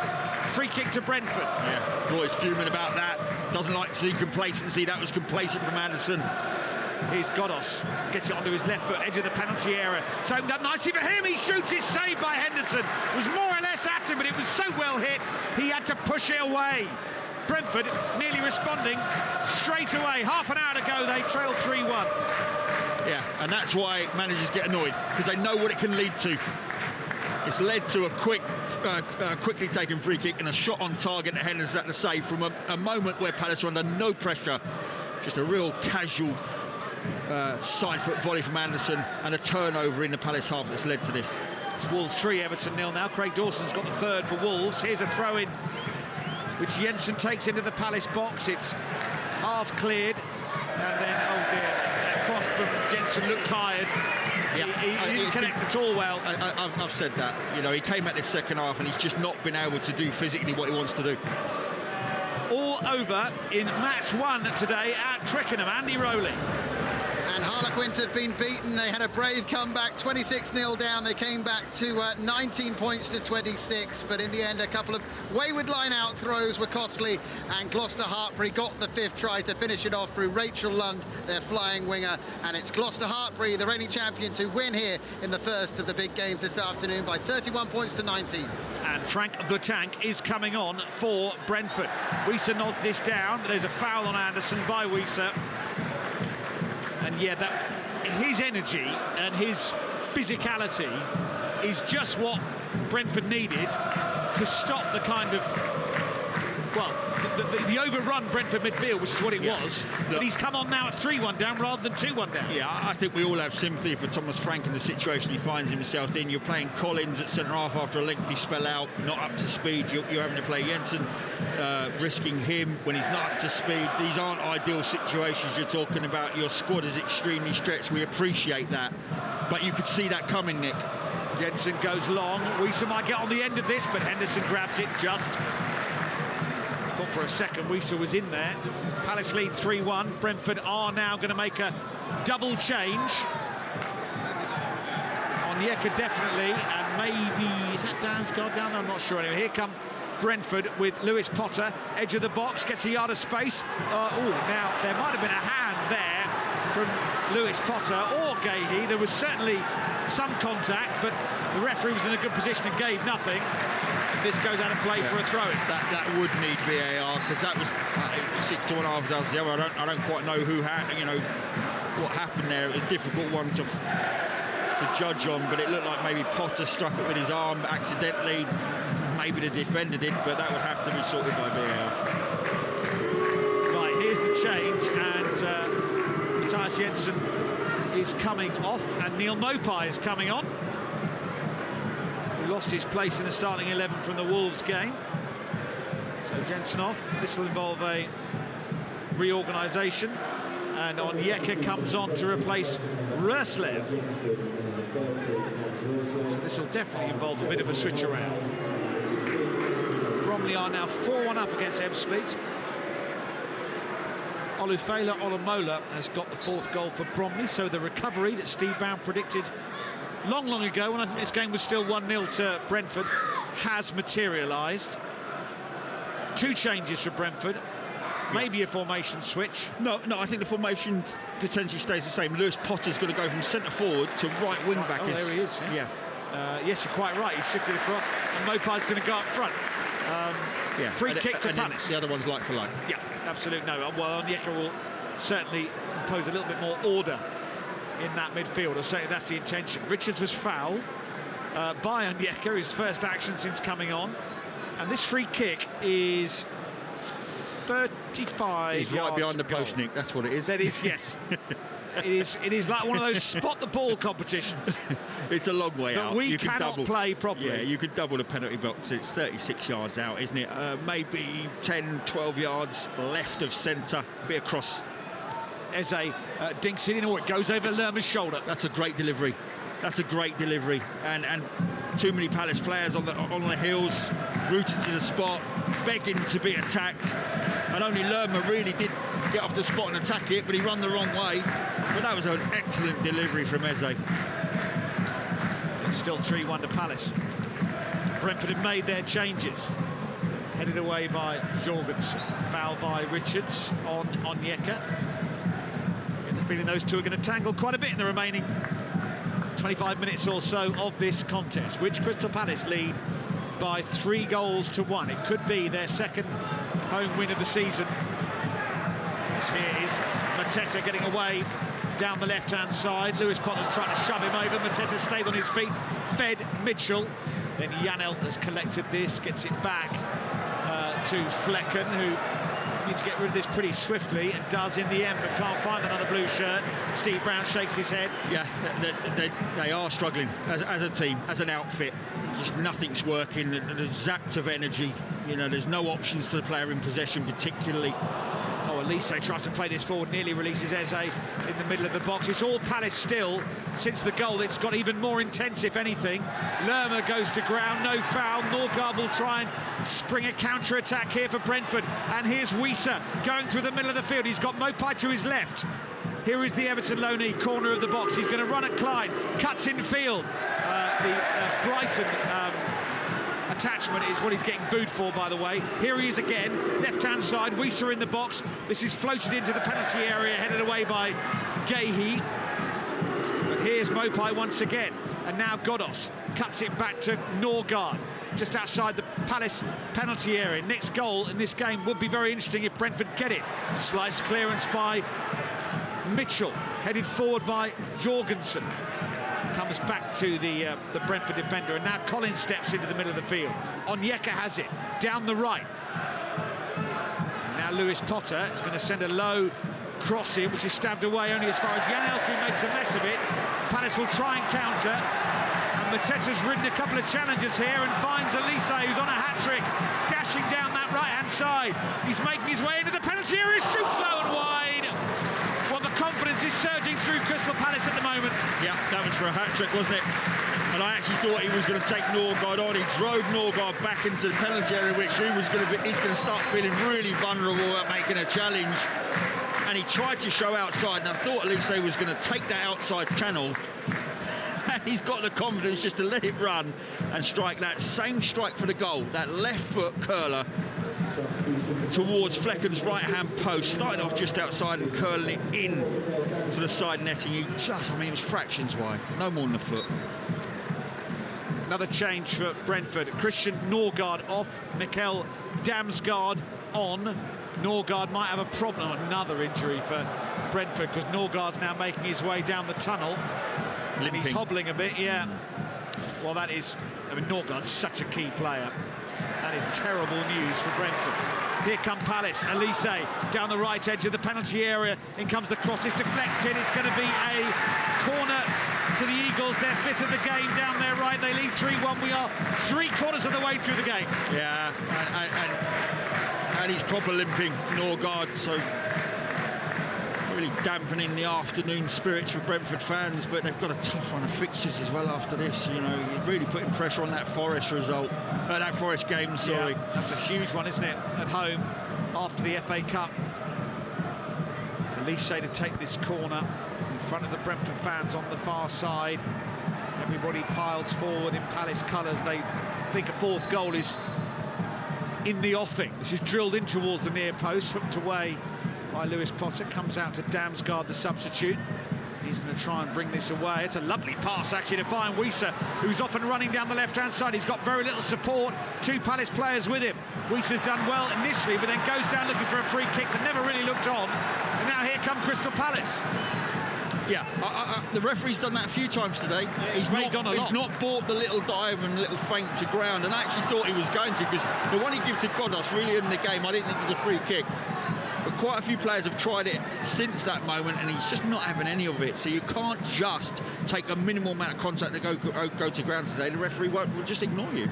Elise releases Lerma down the right, plays it early for Ayew, but intercepted by Collins, who just saw where the ball was rooted.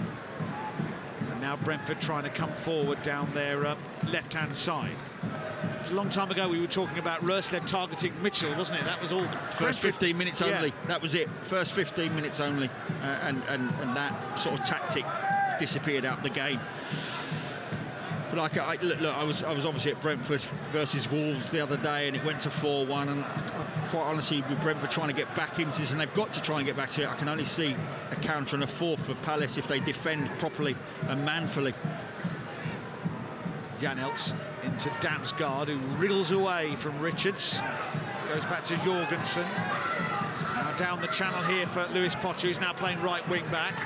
Jorgensen clips it back down that side of the field, and Lewis Potter's going to collect it, corner of the box, challenged by Mitchell. Taking over is Onyeka. Brentford desperate for a foothold in this second half. They trail 3-1. This goes over Eze. And then Henderson eventually is allowed to gather the ball. And Steve, you're pointing. I'm just looking, and the reason I say what I've said is Mateta's 1v1 with Pinnock in the centre of the pitch. Ayew's 1v1 with Jorgensen, and the most dangerous one for me is Elise's left 1v1 with Collins. So if they don't get their attack right, Brentford, and there's a turnover, there is a real opportunity for Palace to get that ball up to those three nice and sharp. It's just whether they can get the ball to their feet. when they've got turn and half a yard to run at the player that they're up against. Yeah, they're taking tough risks. one for Brentford. They're taking risks, but they need to take that risk, I suppose, because they have to. Yeah. As you say, there's FA Cup against Wolves next, then they're at home to Nottingham Forest, huge, and they're at home to Tottenham. Could be anything. Under normal circumstances, you'd love that FA Cup game. But right now, it's the last thing they probably want. Well, it'll be a break from the league form, I suppose, but and there'll be all those questions about whether you rest players or whether you just try and find a win. 4 defeats in a row, could become 5. Although here's Mopai moving over the halfway line for Brentford, wants to take on Richards. Try and win though, Nick. Another injury. We've seen Norgard exactly down the side, so you play a good side, you try and get the win, you get an injury or two and you go out. It just compounds the misery. The league campaign is the most important by some distance. Cleared away by Mitchell to Mateta, who's being held there by Pinnock. I think I've seen Mateta's best. I shouldn't say this because I haven't seen Mateta play the rest of the season, but he scored a hat-trick down at Plymouth. I was there, and he's been exceptional today in terms of the battle he's had up against Pinnock. He's won it. He's won that battle, and he's done the great miscontrol for the second goal, which has changed the game. You bring the best out of him, Steve. Here's Elise again with another skipping run, gets it back from Mateta into Eze, who turns his man and shoots straight at Fleckham, and Ayew tries to get hold of it, and Lerma can't pick up the pieces. It goes out of play in the end for a goal kick, but that could have been 4-1. Yeah, big chance for Eze. He'll be a little bit annoyed with himself, but it's a lovely little interchange, and I think it's Elise, Mateta, Elise, ball finds itself to Eze. And once he gets a little bit of space on that left foot, 19 yards out, ball dead weight, you expect him to put that in the back of the net, but he strikes it straight at Flecken, and it's a comfortable save. It is, and it's still 3-1. Damsgaard industrious on that left-hand side. And Janelt fires it long. Again, the target is Johan Bisa, but can't find him, goes out of play off Richards. It's a throw-in, which is taken quickly by Godos. Damsgaard brings it down. Here's Janelt on that left-hand side. More discussions going on inside the Brentford box. Villa 2, Burnley 2. Lyle Foster with the goal in that one. That's what many people thinking that would be 2-2 with 15 or so minutes to go.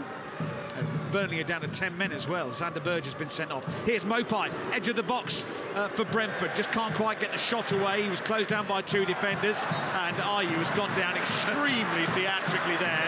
He's earned a free kick.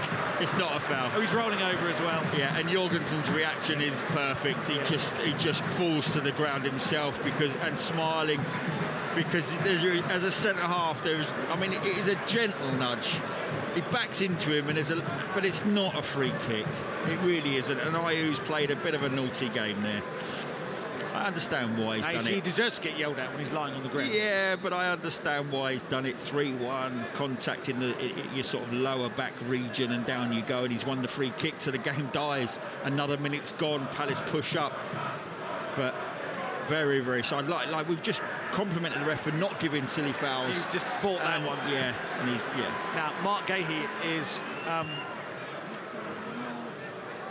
taking a while over this free kick, because you see, if Brentford do get the next one, there will be an attack of the Vapors as Flecken has to clear in a hurry. Yeah, 100%. With the home form the way it is, the league positions where they sit, both of them.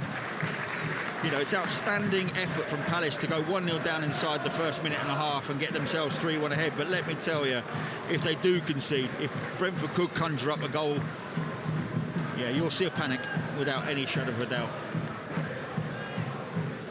Tyrone Mitchell's throw-in, halfway inside the Brentford half of the field. Headed away as far as Damsgaard, who's going to bring it forward now for the Bees. They will know that, Brentford. They will realise that there is the chance to cause a bit of concern if they get the next goal.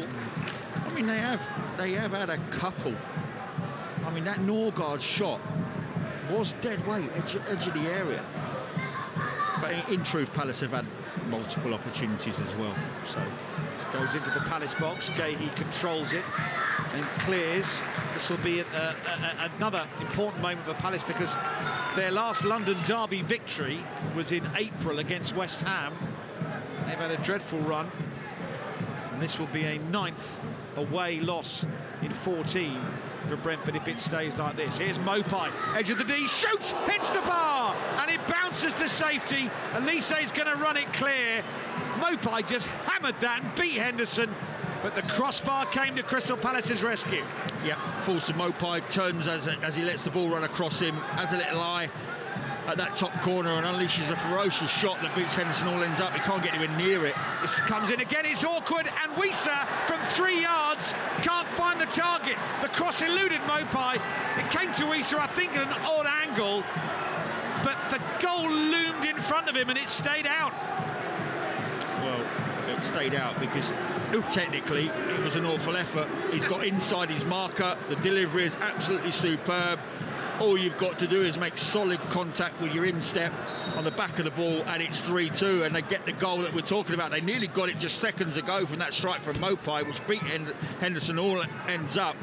But that's a huge miss from no more than 3 yards out. Moments. Well, we talked about Brentford's misses, and you said, actually, against Wolves, Brentford had enough chances to make the game very, very competitive, even though it ended 4-1.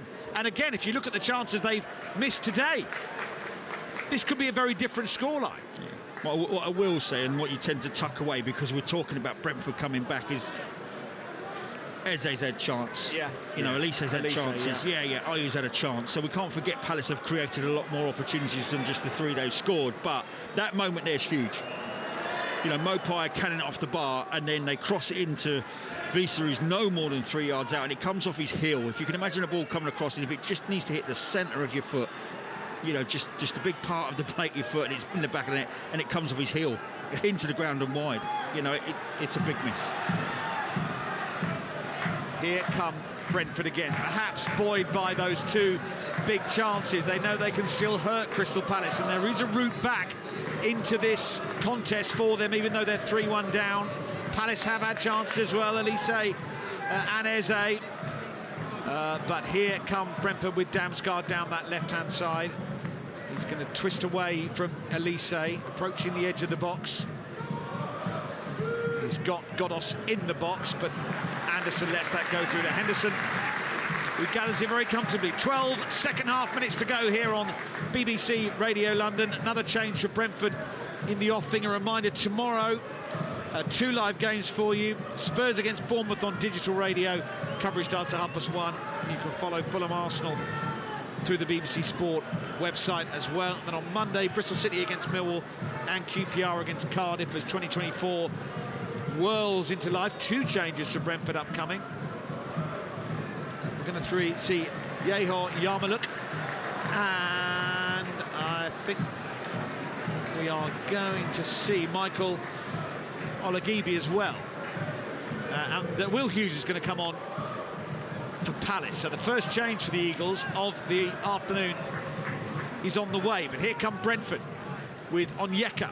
And now Lewis Potter drives away from Mitchell, and then the cross comes in from Damsgaard, and the referee is going to pull this back for a foul on Lewis Potter by Mitchell, and it's a free kick to Brentford level with the edge of the Palace box.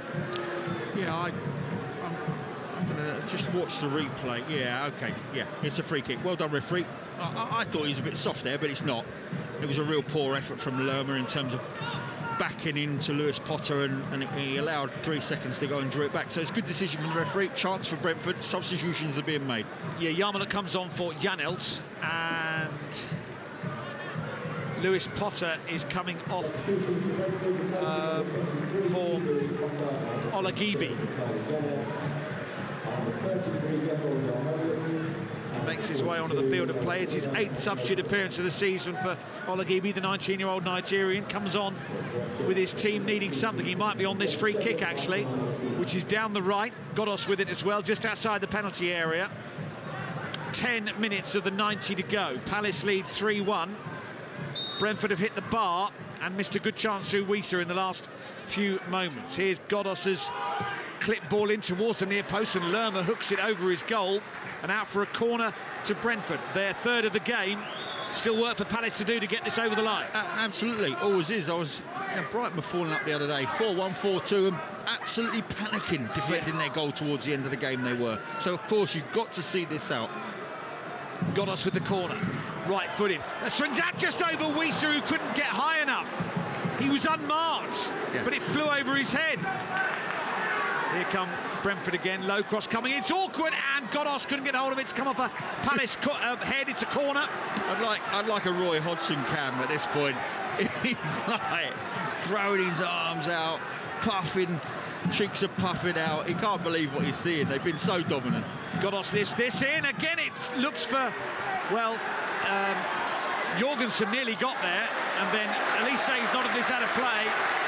Brentford throw to be taken by Yarmaluk. He gets it back to Onyeka, who's the last man back. They want to get Will Hughes on, and Ahamada, I think, is going to come on. But here's Mopai coming forward down the left-hand side for Brentford, who must sense there's a goal in this game. Absolutely. At least. Here's a cross deflected behind. It's another corner to Brentford.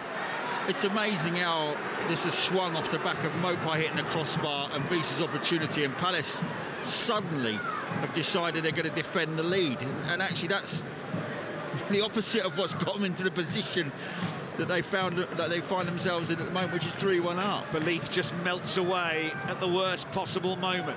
Godos whips this corner in, Anderson heads it away, comes out to Mopai, lifts it back into the mix. Richards at the clearance this time, but no way out for Palace. Here's Onyeka driving past Ayew.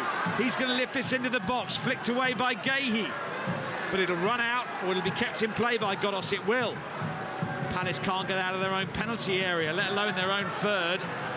Onyeka's going to clip this into the box. Mopai, the target, heads it towards the edge of the 6-yard area. Ogbeni gets hold of it. Mopai wants to shoot, blocked by Mitchell up in the air. They can't do this for 10 minutes. There'll be nothing left of Selhurst Park. No, and Mateta's made his way up to the top end of the pitch near the halfway line, and that's what they need to do. They need to have an outlet, because the Brentford will go 1v1 with him. So stay as high up the pitch as you want. They've still got 9 outfielders to defend that penalty box, and quite competent ones at that. So maybe have an outlet high up the pitch in Mateta, because like I said, Brentford will be forced to leave him 1v1. This is lifted over the top, looking for Wieser. Flag stays down, thought he was onside. He's going to collect this and then plays it backwards, and Palace will try and counter with Eze, but he's been muscled off it. Here come Brentford again. Yarmaluk from a central position. The Ukrainian substitute has to go sideways. Elise closing him down. Godos back to Damsgaard. Damsgaard floats this in, headed away by Anderson. Then Lerma completes the clearance. Mateta can't hold it up. Here come Brentford again. 3-1, they trail, 7 minutes to go. Mopai into Yarmaluk, edge of the Palace box. Godos lifts this into the penalty area. It's really awkward, gathered by Henderson. Comfortable for Henderson in the end, but they're saying, come on guys, the Palace bench, let's try and deal with this and break out of our own box. Yeah, Anderson didn't know too much about that. He actually tried to win the header, missed it, and it bounced harmlessly through to Henderson. But you know, they're doing the right thing now. Henderson should just take as long as he possibly can. That back line should get all the way up. It's not got high enough for me. Get another 10 yards up, get near the halfway line, smash it up to Mateta, and then try and win the knockdown. They've not got the back line high enough, and Henderson's put it straight through to Flecken, who's bowled it out to Godos, who's now breaking down the left. That's really poor professional play from Crystal Palace there. They lead 3-1. There are 6 minutes of the 90 to go. They haven't won at home since the 3rd of September. That's Crystal Palace. Brentford are looking down the barrel of 5 consecutive Premier League defeats. That ball should be in the Brentford half now, being... Well, it's not. And Onyeka sends it in, headed away by Anderson.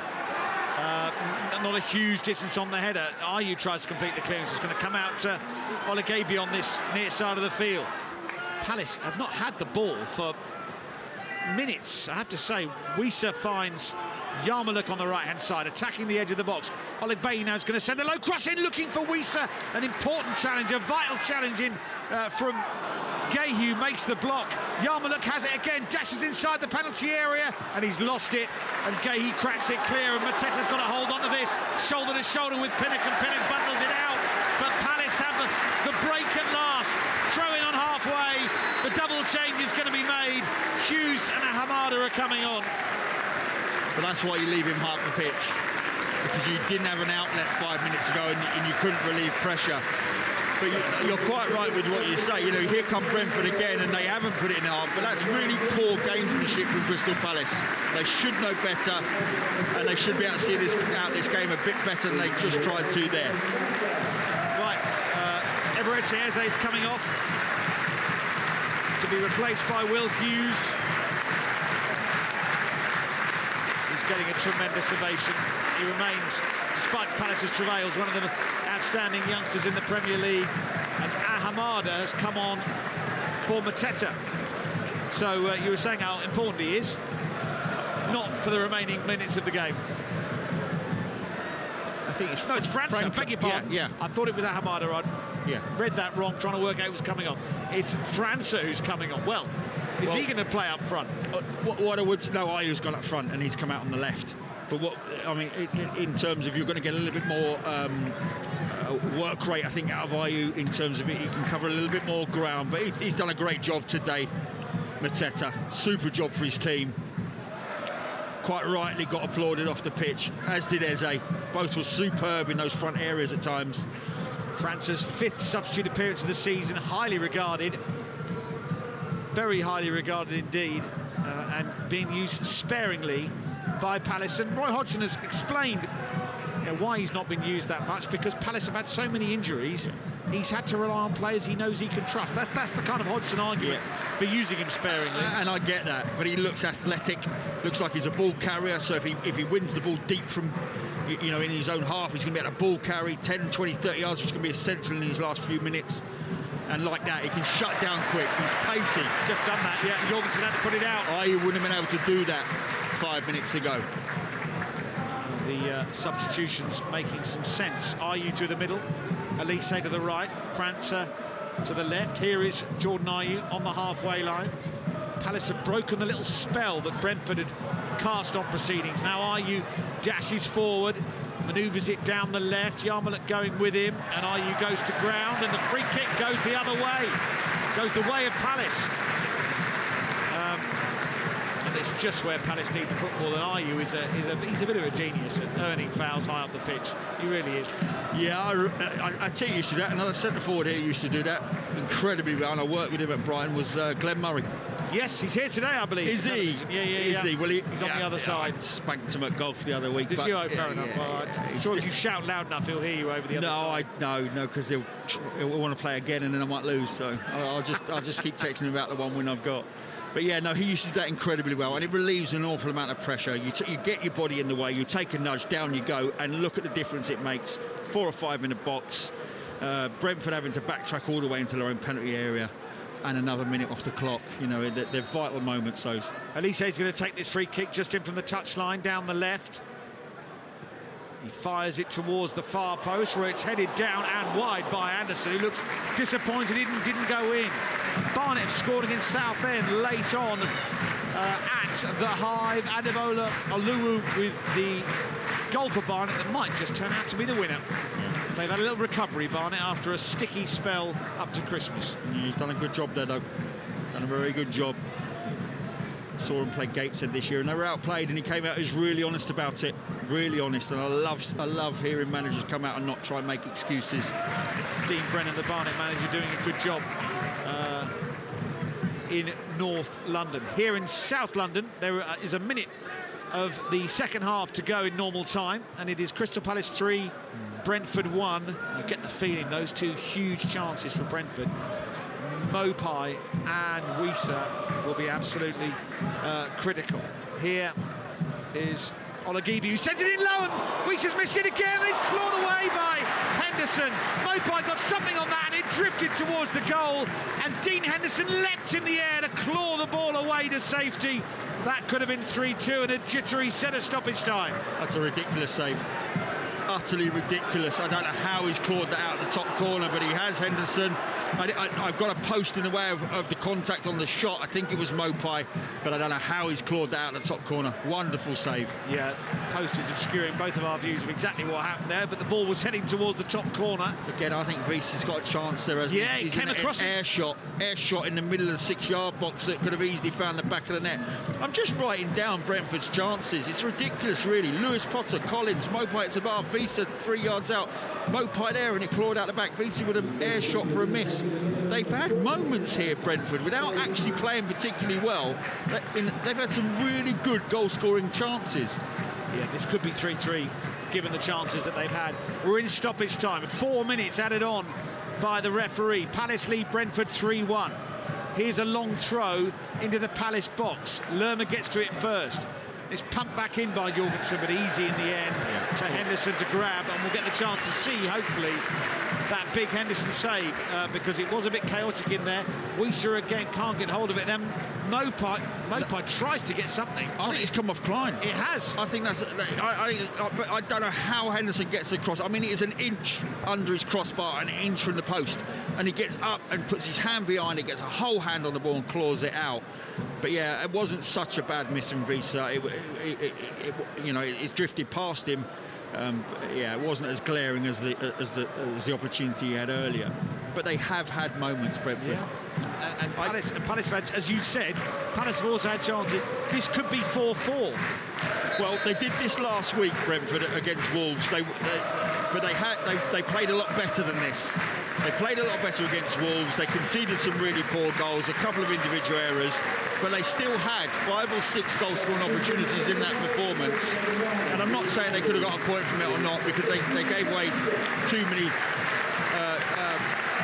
error-strewn opportunities to Wolves, but they have had chances. But credit to Palace today.